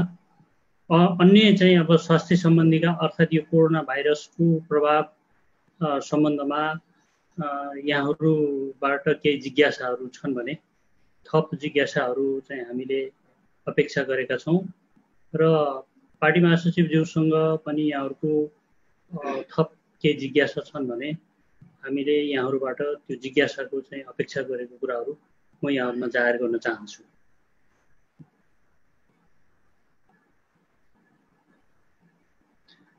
अब यो बिचमा बरु डाक्टर साहबले एउटा कुरा चाहिँ भनिदिनु पर्छ होला जस्तो लाग्यो। डाक्टर साहब सुन्नु भएको छ मलाई? हजुर। यो जुन अब यो नो पिसिआर, नो मास्क होइन, नो सेनिटाइजर भन्ने कुराहरू पनि आएको छ नि बाहिर कतिपय मुलुकहरूमा। यस बारेमा चाहिँ अब यो केवल चाहिँ एउटा चाहिँ एक्जाजुरेसन हो या चाहिँ अब के भन्न खोजिएको, यो बारेमा पनि हाम्रो सहभागी मित्रहरूलाई यहाँले केही चाहिँ टेक्निकल त्यो यो प्राविधिक क्षेत्रबाट चाहिँ बताइदिनु भयो भने राम्रो हुन्छ होला। यो इटालीको कन्टेक्स्टमा हेर्ने हो भने चाहिँ सुरुमा इटालीमा चाहिँ एकदमै धेरै फैलियो। अनि अब यो हामीले पनि पेपरहरू हामीलाई अब यो हाम्रो पनि अनलाइनमा आइराख्ने, हामी पनि अनलाइनमा हाम्रो यो एसोसिएसन थ्रु नै हामीलाई पनि जानकारी बढी दिने कारणले गर्दाखेरि चाहिँ मैले पनि त्यो थाहा पाएको कुरा चाहिँ के हो भन्दाखेरि इटालीमा चाहिँ सुरुमा चाहिँ चाइनापछि सबैभन्दा बढी, चाइनामा लगभग कम भयो तर पछि इटालीमा गएर चाहिँ एकदमै धेरै फैलियो। त्यसपछि त्यहाँनिर चाहिँ केसम्म भयो भन्दाखेरि चाहिँ यो एउटा अर्को पाटो के छ भन्दाखेरि यो कोरोना लागिसकेपछि एउटा हर्ड इम्युनिटी भन्ने हुन्छ। त्यो हर्ड इम्युनिटीको परिभाषा चाहिँ के हो भन्दाखेरि कोरोना चाहिँ दिशाबाट पनि फैलिने भएकोले गर्दाखेरि एकजनालाई लागिसकेपछि फेरि उसले चाहिँ त्यो भाइरस फैलाउँदाखेरि चाहिँ उसमा अरूमा चाहिँ इम्युनिटी बढ्ने भन्ने किसिमले स्टडीहरू पनि भएको थियो। अनि त्यस कारणले त्यो हर्ड इम्युनिटी हुन सक्छ र हर्ड इम्युनिटी भएमा चाहिँ यो मास्क सेनिटाइजरको आवश्यकता छैन भनेर चाहिँ यस्ता कुराहरू आएको हुन्। अनि अर्को यो पिसिआर, नो पिसिआर भन्ने कन्टेक्स्टमा पनि के भयो भन्दाखेरि म्याक्सिमम देशहरूले चाहिँ यो पिसिआर चाहिँ एउटा व्यापार पनि हो भन्ने कन्टेक्स्ट आइसकेपछि चाहिँ सरकारले चाहिँ पिसिआर धेरै मात्रामा अरू देशबाट खरिद गर्दाखेरि चाहिँ आर्थिक भार चाहिँ सरकारलाई पर्ने भएकोले गर्दाखेरि बरु पिसिआर टेस्ट नै नगर्दा नि के हुन्छ भनेर चाहिँ नो पिसिआर भन्ने कन्टेक्स्टहरू पनि आए। तर यो चाहिँ खासै एकदम धेरै मात्रामा, धेरै रिलायबल मात्रामा आएको कन्टेक्स्ट चाहिँ होइन। तर विरोध स्वरूप चाहिँ no mask, no sanitiser, no PCR भन्ने कन्टेक्स्ट चाहिँ नआएको चाहिँ होइन। केही देशमा, केही देशको केही ठाउँमा अथवा केही मुलुकहरूले चाहिँ त्यो कुराहरू निकालेको चाहिँ हो। तर WHO को गाइडलाइन्सले चाहिँ फेरि त्यो भन्दैन। हामी एउटा स्वास्थ्य कर्मी भएकोले चाहिँ हामीले WHO कै गाइडलाइन्सहरू चाहिँ मान्नुपर्ने भएकोले गर्दाखेरि हामीले चाहिँ यसलाई no PCR, no mask, no sanitiser भनेर चाहिँ हामीले भन्न मिल्दैन। तर यो कन्टेक्स्ट नआएको पनि होइन।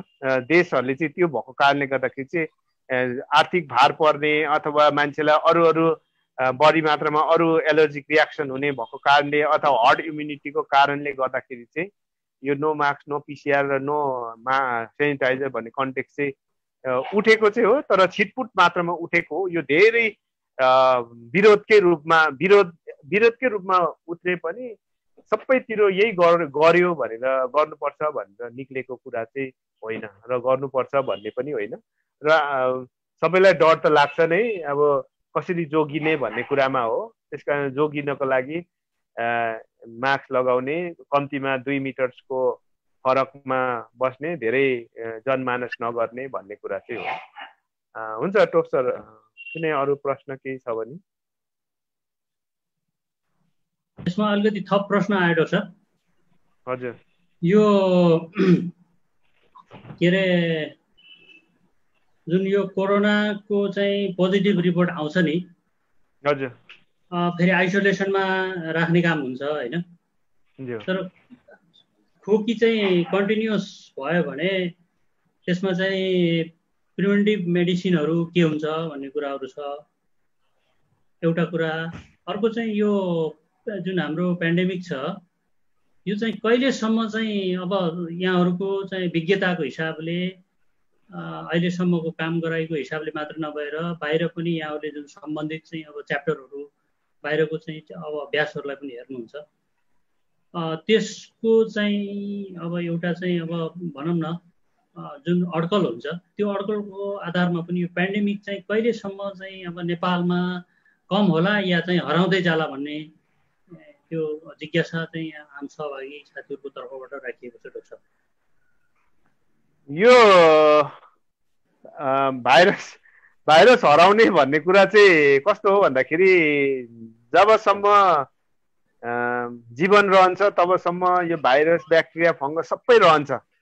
तर के हो भन्दाखेरि यो कोरोनाको अहिलेको अवस्थामा चाहिँ कोरोना कहिले हराउने अथवा कहिले चाहिँ निर्मूलीकरण हुन्छ भन्नेमा या त मैले भने जस्तो या त 5वटा जुन कुराहरूमा एउटा चाहिँ एन्टिभाइरल ड्रग आउन पर्यो, भाइरस लागे पनि खतम हुन के अरे त्यसलाई त्यो औषधिले निको पार्न पर्यो, या त भ्याक्सिन आएर चाहिँ सबैलाई भ्याक्सिन इम्युनाइज गरिसकेपछि खतम हुने हो, या त जसलाई लाग्छ लाग्दै जान्छ, जसलाई इम्युनिटी पावर बढी छ उसले चाहिँ इम्युनाइज भएर चाहिँ बढ्दै जान्छ भन्नेमा हो।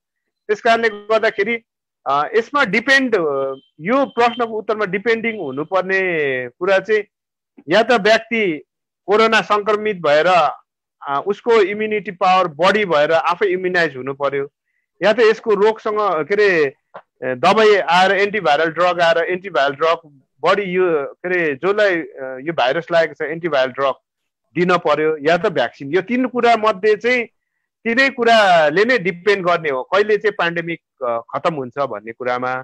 अनि अर्को चाहिँ के हो भन्दाखेरि आइसोलेसनमा बसिसकेपछि पनि खोकी लागिराख्छ भने अब यो यस्तो हुन्छ, कस्तो हुन्छ भन्दाखेरि यो भाइरसले एफेक्ट पार्ने नै रेस्पिरेटरी सिस्टम अथवा श्वास प्रश्वास प्रणाली हो।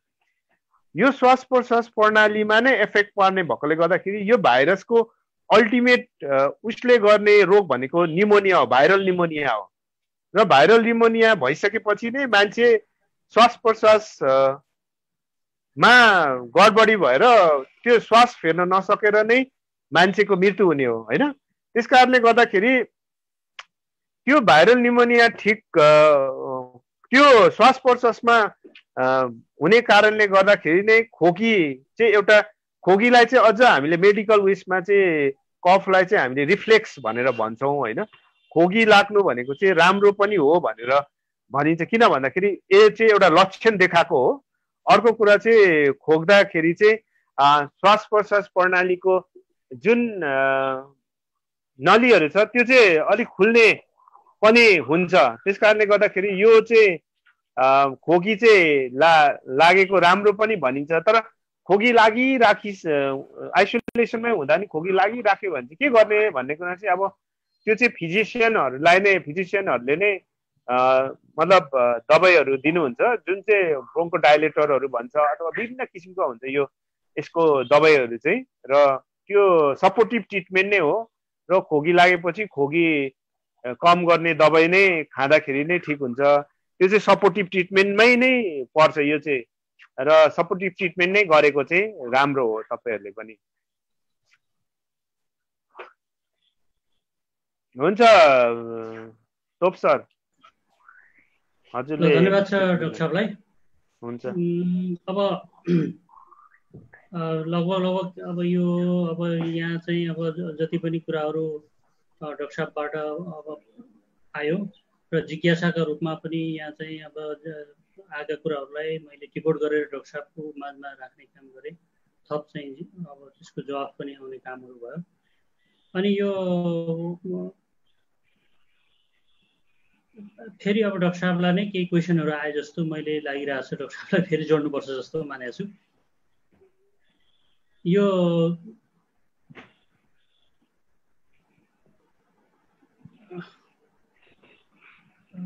दोहोरिएको क्वेसन हो जस्तो लाग्यो। ठिकै छ, डाक्टर साहबलाई पुनः म धन्यवाद दिन चाहन्छु। अब यो बिचमा अब केही कुराहरू चाहिँ अब 5वटा कुराहरू आएको छ, महासचिव 4-5 पोइन्ट वाइज चाहिँ कुराहरू राखिदिनु भन्ने कुराहरू आएको छ। महासचिवलाई मैले चाहिँ अब केही समय चाहिँ दिन चाहन्छु। अब यो कोरोना भाइरसको जुन अहिलेको चाहिँ पेन्डेमिकको चाहिँ असर र जुन खालको चाहिँ एउटा देशको परिस्थिति बनेको छ, यस बारेमा चाहिँ हामी कसरी जाने भन्ने कुराहरू बारे यहाँ सहभागी साथीहरूको जिज्ञासा रहेको छ। यसलाई चाहिँ पोइन्टमा बताइदिनु होला भन्ने कुरा छ।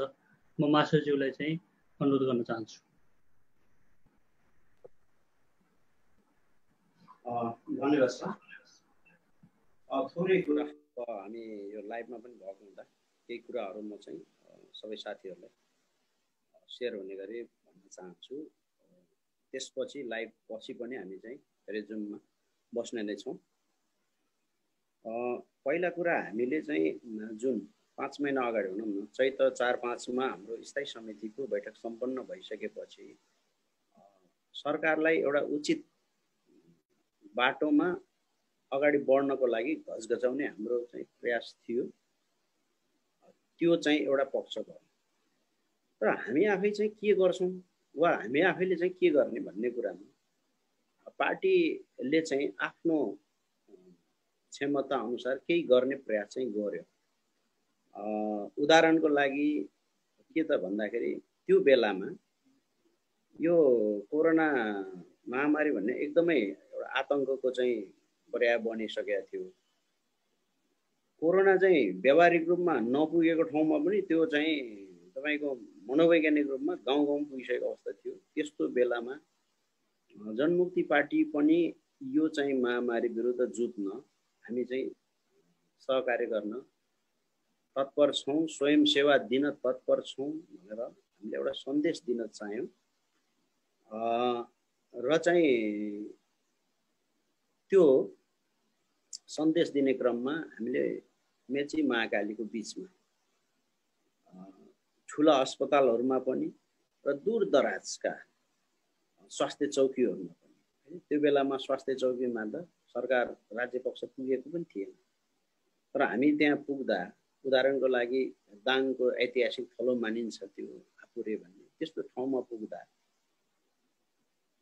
त्यो स्वास्थ्य चौकीहरूमा अब स्वास्थ्य कर्मीहरू पनि चाहिँ त्रसित भयभीत अवस्थामा पुगेका थिए। हामी धेरै ठाउँ गयौँ, आयुर्वेदिक अस्पतालहरूमा पनि गयौँ, त्यस्तो चौकीहरूमा पनि गयौँ। र हामीसँग पर्याप्त चाहिँ त्यो साधन स्रोत थिएन, तर त्यो बेलामा प्रचलित एउटा चाहिँ भरपर्दो एउटा स्वास्थ्य चाहिँ सामग्री, सुरक्षा सामग्री भनौँ, स्वास्थ्य सुरक्षा सामग्री चाहिँ पिपिई भन्ने हामीले आफ्नो क्षमता अनुसार पूर्व पश्चिम उत्तर दक्षिणतिर हामीले चाहिँ आफै साथीहरू जिम्मेवारी बाँडेर खटेर एउटा वितरण गऱ्यौँ र एउटा सन्देश दिन चाह्यौँ। त्यस पछाडि अलिकता लकडाउन चर्कँदै आइसकेपछि विभिन्न ठाउँमा अब त्यो अस्तव्यस्तता तपाईँ देखिआएकै कुरा थियो। त्यस्तो बेलामा पार्टीको तर्फबाट हामीले आह्वान गरेर हैन, केन्द्रकै तर्फबाट पनि, विभिन्न प्रदेश समितिहरूको तर्फबाट, जिल्ला र स्थानीय समितिहरूको तर्फबाट हामीले चाहिँ त्यो उद्धार राहतको लागि चाहिँ प्रयासहरू सफलतापूर्वक सम्पन्न गऱ्यौँ। र कतिपय ठाउँमा म अब जिल्लाकै नाम लिएर भन्न जस्तो वा चाहिँ तपाईँको बाँके जस्तो होइन, जहाँबाट चाहिँ बढी जब आगमनको फ्लो भइराखेको थियो हाम्रो चाहिँ नेपालीहरूको, अब उनीहरूलाई अव्यवस्थित रूपमा क्वारेन्टाइनमा राख्ने, त्यो पनि एकदम भद्रगोल स्थितिमा, त्यो बेलामा हामीले राज्य पक्षका मातहतका समितिहरूलाई पार्टी मार्फत चाहिँ सोधेका थियौँ कि त्यस्तो बेलामा क्वारेन्टाइनलाई व्यवस्थित गर्नुपर्छ वा हामीले पनि केही दिन चाहिँ भोलिन्टियरली चाहिँ तपाईँ हामीले पनि त्यहाँ चाहिँ सेवा दिनुपर्छ, पार्टीको तर्फबाट केही चाहिँ तपाईँको भनौँ न खाद्यान्न वा चाहिँ गाँसहरूको कुराहरूमा चाहिँ हामी सहयोग गर्न सक्छौँ खानाको भन्ने कुरा गर्दा होइन, केन्द्रबाट चाहिँ सबै व्यवस्थित छ त्यो आवश्यक छैन पनि भनियो होइन। हामीले त्यहाँसम्म पनि सोचेर त्यहाँसम्म पनि पहल गरेको अवस्था, तर त्यसरी चाहिँ क्वारेन्टाइनमै गएर सहयोग गर्ने स्थिति नभए तापनि बाटोमा चाहिँ यसरी व्यतिथिपूर्व हिँडिरहेका बटुवाहरूलाई ठाउँ ठाउँमा चाहिँ उद्धार गर्ने र केही न केही सक्दो चाहिँ राहत चाहिँ भनौँ न, अब खाद्यान्न चाहिँ उपलब्ध गराउने र खाना खुवाउने यस्ता कुराहरूमा चाहिँ पार्टीले सक्दो गर्यो। त्यो चिजहरू हाम्रो आफ्नो रेकर्डमा छ। अब अहिलेको सन्दर्भमा अब चाहिँ हामी के उमा पुगेका छौँ भन्दा, अब पार्टीले यो चाहिँ 5 महिनाको बिचमा होइन, अब अरू पार्टीलाई पनि भन्न चाहन्छौँ, अरू सामाजिक सङ्घ संस्थालाई पनि भन्न चाहन्छौँ वा सरकारभन्दा बाहिर रहेका अन्य चाहिँ जति पनि प्रतिपक्षीय शक्तिहरू छन् होइन देशभित्र, अब सत्ता पक्षले त अब विदेशले चाहिँ सहयोग गर्ने, आफ्नो चाहिँ बजेट चाहिँ तपाईँको परिचालित गर्ने र केन्द्रले प्रदेशले स्थानीय तहलाई गरिएछ, सबै गरिएछ भनेर त्यो आत्महत्या त्यहाँ बस्ने भन्दा अर्को काम गरेको देखिएन। म फेरि पनि यहाँलाई दोहोऱ्याएर भन्छु, त्यो जनता जान्न चाहन्छन् भन्ने त्यो अहिले युट्युबमा छन्, त्यहाँ चाहिँ अहिलेका प्रधानमन्त्रीको 1.5 घण्टाको अन्तर्वार्ता नछुटाएर हेरौँ सबै नेपालीहरू। त्यो अन्तर्वार्तामा एउटा कार्यकारीले बोलेको चिजले तपाईँ र मलाई विश्वस्त लाग्छ भने ढुक्क बसौँ, होइन भने चाहिँ तपाईँ र मैले चाहिँ प्रतिक्रियात्मक रूपमा होइन आफूले केही न केही आफ्नो ठाउँबाट अग्रसर हुनुपर्ने अवस्था छ। र अब केही ठाउँमा जस्तो अहिले पनि काठमाडौँमा तपाईँको स्वयंसेवी सरकार चाहिँ काठमाडौँमा चाहिँ केन्द्रीय सत्ता छ है, सरकारको चाहिँ आँखै अगाडि होइन तपाईँको अहिले पनि तपाईँको त्यहाँ स्वयंसेवी संस्थाहरूले सङ्घ संस्थाले खाना खुवाइराखेका छन्, जो डेली वेजेसमा काम गर्थे, मजदुरी गर्थे, अहिले कुनै उपाय छैन। ती नेपाली चाहिँ दाजुभाइहरूका परिवारहरूलाई दिदीबहिनीहरूलाई चाहिँ त्यहाँ खाना खुवाइरहेको छ। सरकारले चाहिँ त्यो आफ्नै आँखा त दूर दराजको कुरा त देखेन होइन, आफ्नै अगाडि टुली खेलको त्यो दृश्य देखाएको छैन। यो खालको संवेदनहीनता होइन वा संवेदन शून्यता, विवेक शून्यता होइन, सत्ताको अहङ्कार, त्योभन्दा बढी चाहिँ के हुन सक्छ। त्यसले गर्दा अब हामी चाहिँ अहिले यहीँबाट म फेरि पनि हाम्रो निर्णयलाई टेकेर म भन्न चाहन्छु, एउटा चाहिँ तपाईँको सर्वपक्षीय खालको एउटा हाम्रो संयन्त्र बनाऊँ है, सर्वपक्षीय खालको संयन्त्र बनाऊँ। हामी दलका प्रतिनिधिहरू बसौँ, सङ्घ संस्थाका, सामाजिक सङ्घ संस्थाका, धार्मिक जातीय सङ्घ संस्थाका, जसलाई यो देशको माया छ, यो देशको चिन्ता छ, चासो छ, यहाँका जनताको चिन्ता र चासो छ। अब हातेमालो गरेर सहकार्य गरेर हामी आफ्नो लडाइँ आफै लडौँ। सत्ता पक्षले त्यो लडाइँ लड्नेवाला छैन, राज्य पक्षका अहिलेका सञ्चालकहरूले त्यो लड्नेवाला छैनन् भन्ने कुरा, उनीहरूले जति चाहिँ लडिसके त्यो नै पर्याप्त हो, त्योभन्दा बढी गर्न सक्दैनन् भन्ने कुरा देखिसकेको अवस्था छैन। त्यसो भएको हुँदाखेरि त्यो चिजलाई अब जनस्तरबाट लडौँ भन्न चाहेको होइन, प्रतिपक्षीय स्तरबाट लडौँ भन्न चाहेको, वा सत्ताभन्दा बाहिर रहेकाहरूले चाहिँ मिलेर अब यो पेन्डेमिक विरुद्ध चाहिँ एउटा बहुआयामिक किसिमले चाहिँ यो त औषधि बोकेर मात्रै दुग्रेर चाहिँ परास्त गर्ने चाहिँ अहिलेको समस्या त होइन। त अगाडि नै डाक्टर साहबले हामीलाई भनिसक्यो कि मर्नेको अनुपात 250 पनि पुगेको छैन, तर त्यसबाट त्रासले मान्छे चाहिँ होइन डिप्रेसनमा गएर, फ्रस्ट्रेसनमा गएर मान्छेहरू चाहिँ आतंकित भएर आत्महत्या गर्नेको सङ्ख्या 5000 पुग्यो भने त उहाँले अघि डेटा हामीलाई दिइसक्नु भयो। विश्वव्यापी रूपमा यो चिज छ नि। भारतमै चाहिँ तपाईँको टिबीबाट ट्युबरक्लोसिस जुन रोग छ होइन, दिनमा 1300 मान्छे मरिराखेका छन्, कसैलाई त्यहाँ चासो छैन होइन। त दिनमा 1300 मान्छे टिबी रोगले त्यहाँ मान्छे मर्छन् भारतमा है, तर चाहिँ तपाईँको उनीहरू के को हल्लामा छन् भन्दा कोरोना त्योभन्दा ठुलो महामारीको रूपमा यसलाई भनेपछि यो सत्ताको चासो, चिन्ता वा चाहिँ उसको चाहिँ विशेष चाहिँ तपाईँको अब एउटा सोच बेग्लै किसिमले चलेको अवस्थामा जनताको केही पनि लाग्दैन होइन। त्यसले गर्दा त्यस्तो अवस्थामा मैले अगाडि पनि हामीले भनेका छौँ 5 वर्षको लागि चाहिँ अब तालाचाबी सबै थोक दाँडो पर्ने सबै चिजहरू बुझाइएको छ। अब जे गर्छ उसैले गर्छ, तोम शरणम गर्ने हो, अब चाहिँ उसैले बचाए बचाउँछ, उसैले चाहिँ मारे मार्छ चाहिँ भन्ने खालको अब चाहिँ 2/3 कथित 2/3 बहुमतीय सरकारको चाहिँ भरोसा भनेर बस्ने अवस्था हो भने आगामी दिन चाहिँ अझै चुनौतीपूर्ण अझै भयो हो भन्ने कुरा चाहिँ प्रष्ट छ। यो 5 महिनाको अनुभवले हामीलाई यो व्यवहारिक रूपमा योभन्दा ठुलो शिक्षा के दिन सक्छ।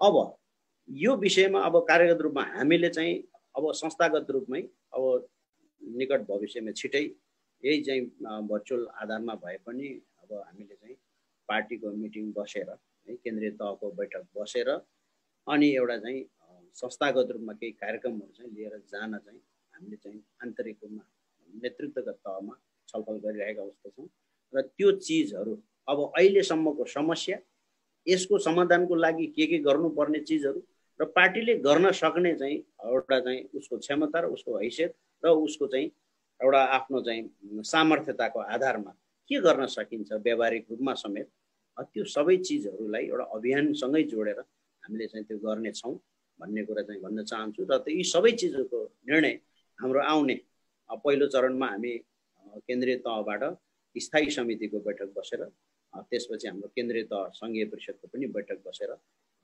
हामीले चाहिँ यी प्रक्रियाहरू अगाडि लान गइरहेका छौँ भनेर चाहिँ साथीहरूलाई चाहिँ भन्न चाहन्छु।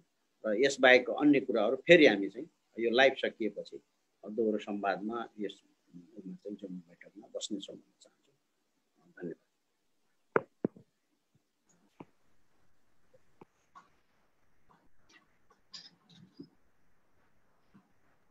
धन्यवाद छ पार्टी महासचिवज्यूलाई।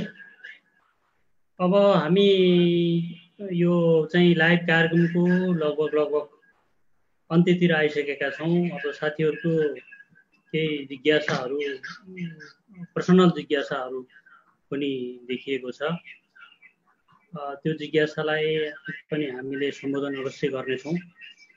र अब म साथीहरूलाई के अनुरोध गर्न चाहन्छु भने यति समयसम्म यहाँहरूले धैर्य धारण गरेर यो एउटा लाइभ कार्यक्रममा हामीलाई साथ दिनुभयो। यहाँहरू जुम एपमा जोइन भएर यो कार्यक्रममा चाहिँ सहभागी हुनुभयो र हामीलाई हजारौँ हाम्रो दर्शकहरूले हाम्रो फेसबुक पेज मार्फत पार्टीको फेसबुक मार्फत जुन लाइभ कार्यक्रम गरिरहेका छौँ त्यस मार्फत पनि हेरिरहनु भएको छ।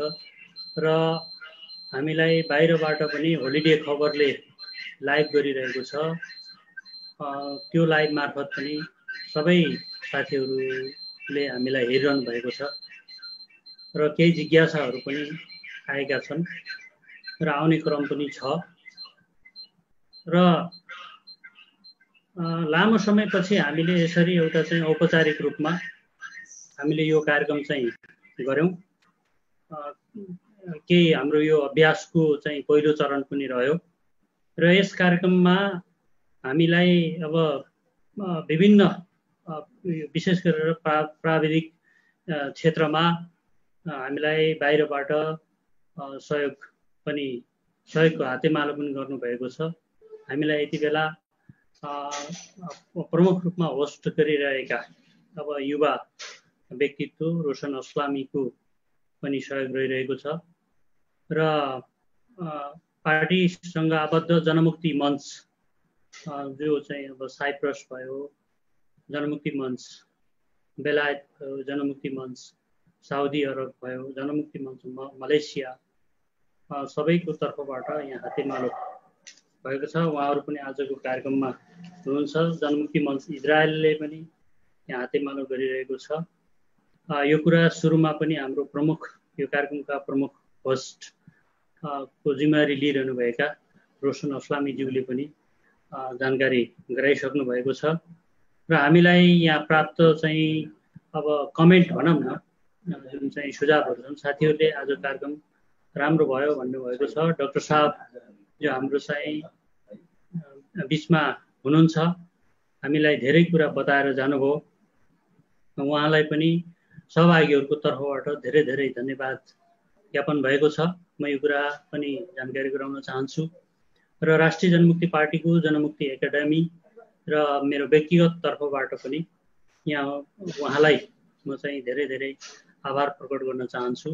कार्यक्रममा प्रमुख वक्ताको रूपमा पार्टीको तर्फबाट पार्टी महासचिवज्यू यहाँ आउनुभयो र यहाँ पार्टीको चाहिँ केही जिज्ञासाहरू मात्रै नभएर त्योभन्दा अगाडि पार्टी धारणालाई पनि यहाँहरू बिचमा सम्प्रेषण गरिदिनु भयो। त्यसका लागि पनि उहाँलाई पार्टी महासचिव श्री केशव सूर्यवंशीज्यूलाई म चाहिँ विभागको तर्फबाट एकाडेमीको तर्फबाट धेरै धेरै धन्यवाद दिन चाहन्छु र हाम्रो यो कार्यक्रममा एउटा विशिष्ट अतिथिको रूपमा सहभागी भएर कार्यक्रममा शोभा बढाइदिनु भएकोमा पार्टीका चाहिँ नेतृत्व पार्टी अध्यक्ष श्रद्धेय केपी पालुङज्यूलाई पनि म चाहिँ धेरै धेरै आभार प्रकट गर्न चाहन्छु र निश्चित रूपमा अहिलेको स्थिति भनेको निकै असहज बनाइएको छ, त्यस्तो बनेको छ। अब भाइरस जस्तो कुरामा हामीले चाहिँ विज्ञहरूको चाहिँ कुरा सुन्नु पाउनु यो एउटा चाहिँ प्रत्यक्ष रूपमा यो एउटा चाहिँ हामीलाई एउटा ज्ञान उहाँ मार्फत प्राप्त ज्ञानलाई भोलिका दिनमा समाजमा सम्प्रेषण गर्ने यो एउटा चाहिँ वातावरण पनि बनोस् भन्ने हो र हाम्रो जुन चाहिँ अब सर्वरोग विशेषज्ञ हुनुहुन्छ नेपालगञ्ज मेडिकलका प्रमुख डाक्टर गुरुङज्यू उहाँले हामीलाई जुन कुराहरू दिनुभयो त्यो दिँदै गर्दा हाम्रो पनि चाहिँ अभिष्ट के हो भन्दाखेरि डाक्टर साहब जस्तो डाक्टर किशोर गुरुङज्यू जस्तो जो चाहिँ के भन्दा फ्रन्ट लाइनमा काम गर्ने व्यक्तित्वहरू हुनुहुन्छ उहाँहरूलाई पनि समाजले हेर्ने दृष्टिकोण जुन एउटा चाहिँ अब खराब बाङ्गोटिङ्गो बनाइएको छ त्यस्तो नहोस् र यदि त्यस्तो गरिएको छ भने पनि हामी जो जति चाहिँ यसरी कार्यक्रममा सहभागी भयौँ हाम्रो तर्फबाट चाहिँ समाजमा सकारात्मक सचेतना फैलाउने त्यो आत्मविश्वास हामीले प्राप्त गरौँ भन्ने पनि हाम्रो यो अभिष्ट हो र राजनीतिक रूपमा जुन देशमा जुन खालको चाहिँ अब एउटा पेन्डेमिक छ या महामारी छ यो महामारीको बेलामा जुन एउटा सामूहिकता प्रदर्शन गर्नुपर्ने सामूहिकता देखाउनु पर्ने बेलामा चाहिँ एउटा लोकतन्त्रको आवरणमा चाहिँ दम्भ प्रस्तुत गर्ने कामहरू भएका छन्। यसले जनताको मनोभावना आकाङ्क्षा र आवश्यकतालाई सम्बोधन गर्न सकेको छैन भन्ने बारेमा पनि अब हामीले दह्रो रूपमा आफूलाई त्यसमा विश्वस्त बनाएर जनता बिचमा हाम्रा कुराहरू सम्प्रेषण गर्न जरुरी छ। यो कुराहरू म यहाँहरू बिचमा अनुरोध गर्न चाहन्छु र अब हामीले चाहिँ अब भोलिका दिनहरूमा पनि यसरी कार्यक्रमहरू विभिन्न विषयमा एउटा चाहिँ यो मन्थनको रूपमा चाहिँ अगाडि लैजानेछौँ। यो कुराहरूमा पनि म यहाँहरूलाई चाहिँ विश्वस्त बनाउन चाहन्छु र हामीले सधैँभरि यसरी एउटा जीवनलाई लक बनाएर बस्न सक्दैनौँ भन्ने कुराहरू तपाईँ हामी मार्फत आम समाजमा एउटा जागरणको रूपमा लैजान पनि जरुरी छ। सरकारको चाहिँ जुन चाहिँ नियत छ त्यसलाई भण्डाफोर गर्न पनि जरुरी छ। तर यसको मतलब यो होइन कि कोरोना भाइरसलाई हामीले चाहिँ अन्डरस्टिमेट गरिरहेका छौँ, त्यस्तो कुरा होइन। हामी सचेतता अपनाएर एउटा सचेत नागरिक हुनुको चाहिँ एउटा अर्थ हामीले सम्प्रेषण गरेर हामीले चाहिँ आम रूपमा नेपाली जनतामा हाम्रो एउटा नेपाली मोडेल प्रस्तुत गरेर भोलिका दिनमा एउटा सफल त्यो एउटा अभ्यास विश्वलाई चाहिँ दिन सकिन्छ होला भन्ने पनि हाम्रो चाहिँ एउटा आशय हो। यो सबैमा यहाँहरूले हातेमालो गर्नुभयो, त्यसका लागि म पुनः हाम्रो चाहिँ श्रद्धेय पार्टी अध्यक्ष केपी पालुङज्यूदेखि लिएर अब जनमुक्ति मञ्च इजरायल, जनमुक्ति मञ्च साइप्रस, जनमुक्ति मञ्च साउदी अरब, जनमुक्ति मञ्च बेलायत, जनमुक्ति मञ्च मलेसिया का सम्पूर्ण साथीहरू अनि हाम्रा प्रदेश तथा जिल्लाका सबै नेता तथा कार्यकर्ता मित्रहरू, हामीलाई सुनिरहनुभएका सबै शुभचिन्तक महानुभावहरू, जिज्ञासु व्यक्तित्वहरू र देशलाई प्रेम गर्ने र देशमा एउटा परिवर्तन चाहने आम परिवर्तनका पक्षधर सबै मित्रहरूमा म धन्यवाद र आभार प्रकट गर्न चाहन्छु र पुनः यहाँहरूको सहभागिताको लागि हृदयदेखि आभार प्रकट गर्दै आजको यो लाइभ प्रोग्राम यही समाप्त भएको म घोषणा गर्न चाहन्छु र यस पछाडि हामीले यो लाइभ बिइङ उसमा कार्यक्रममा चाहिँ आफ्ना केही जिज्ञासाहरू पार्टी नेतृत्वसँग राख्न सकिन्छ भन्ने कुराहरू पनि म यहाँहरूमा अगाडि चाहिँ उद्घोष गरेको कुरालाई स्मरण गराउन चाहन्छु। र अब यो हाम्रो लाइभ कार्यक्रम त औपचारिक रूपमा अब सकियो, त्यस पछाडिको कार्यक्रममा पनि म यहाँहरू साथमै रहन्छु भन्दै यो लाइभ कार्यक्रमबाट बिदा हुने सिलसिलामा यहाँहरूलाई म हार्दिक नमस्कार टक्राउन चाहन्छु। धन्यवाद। जय जनमुक्ति।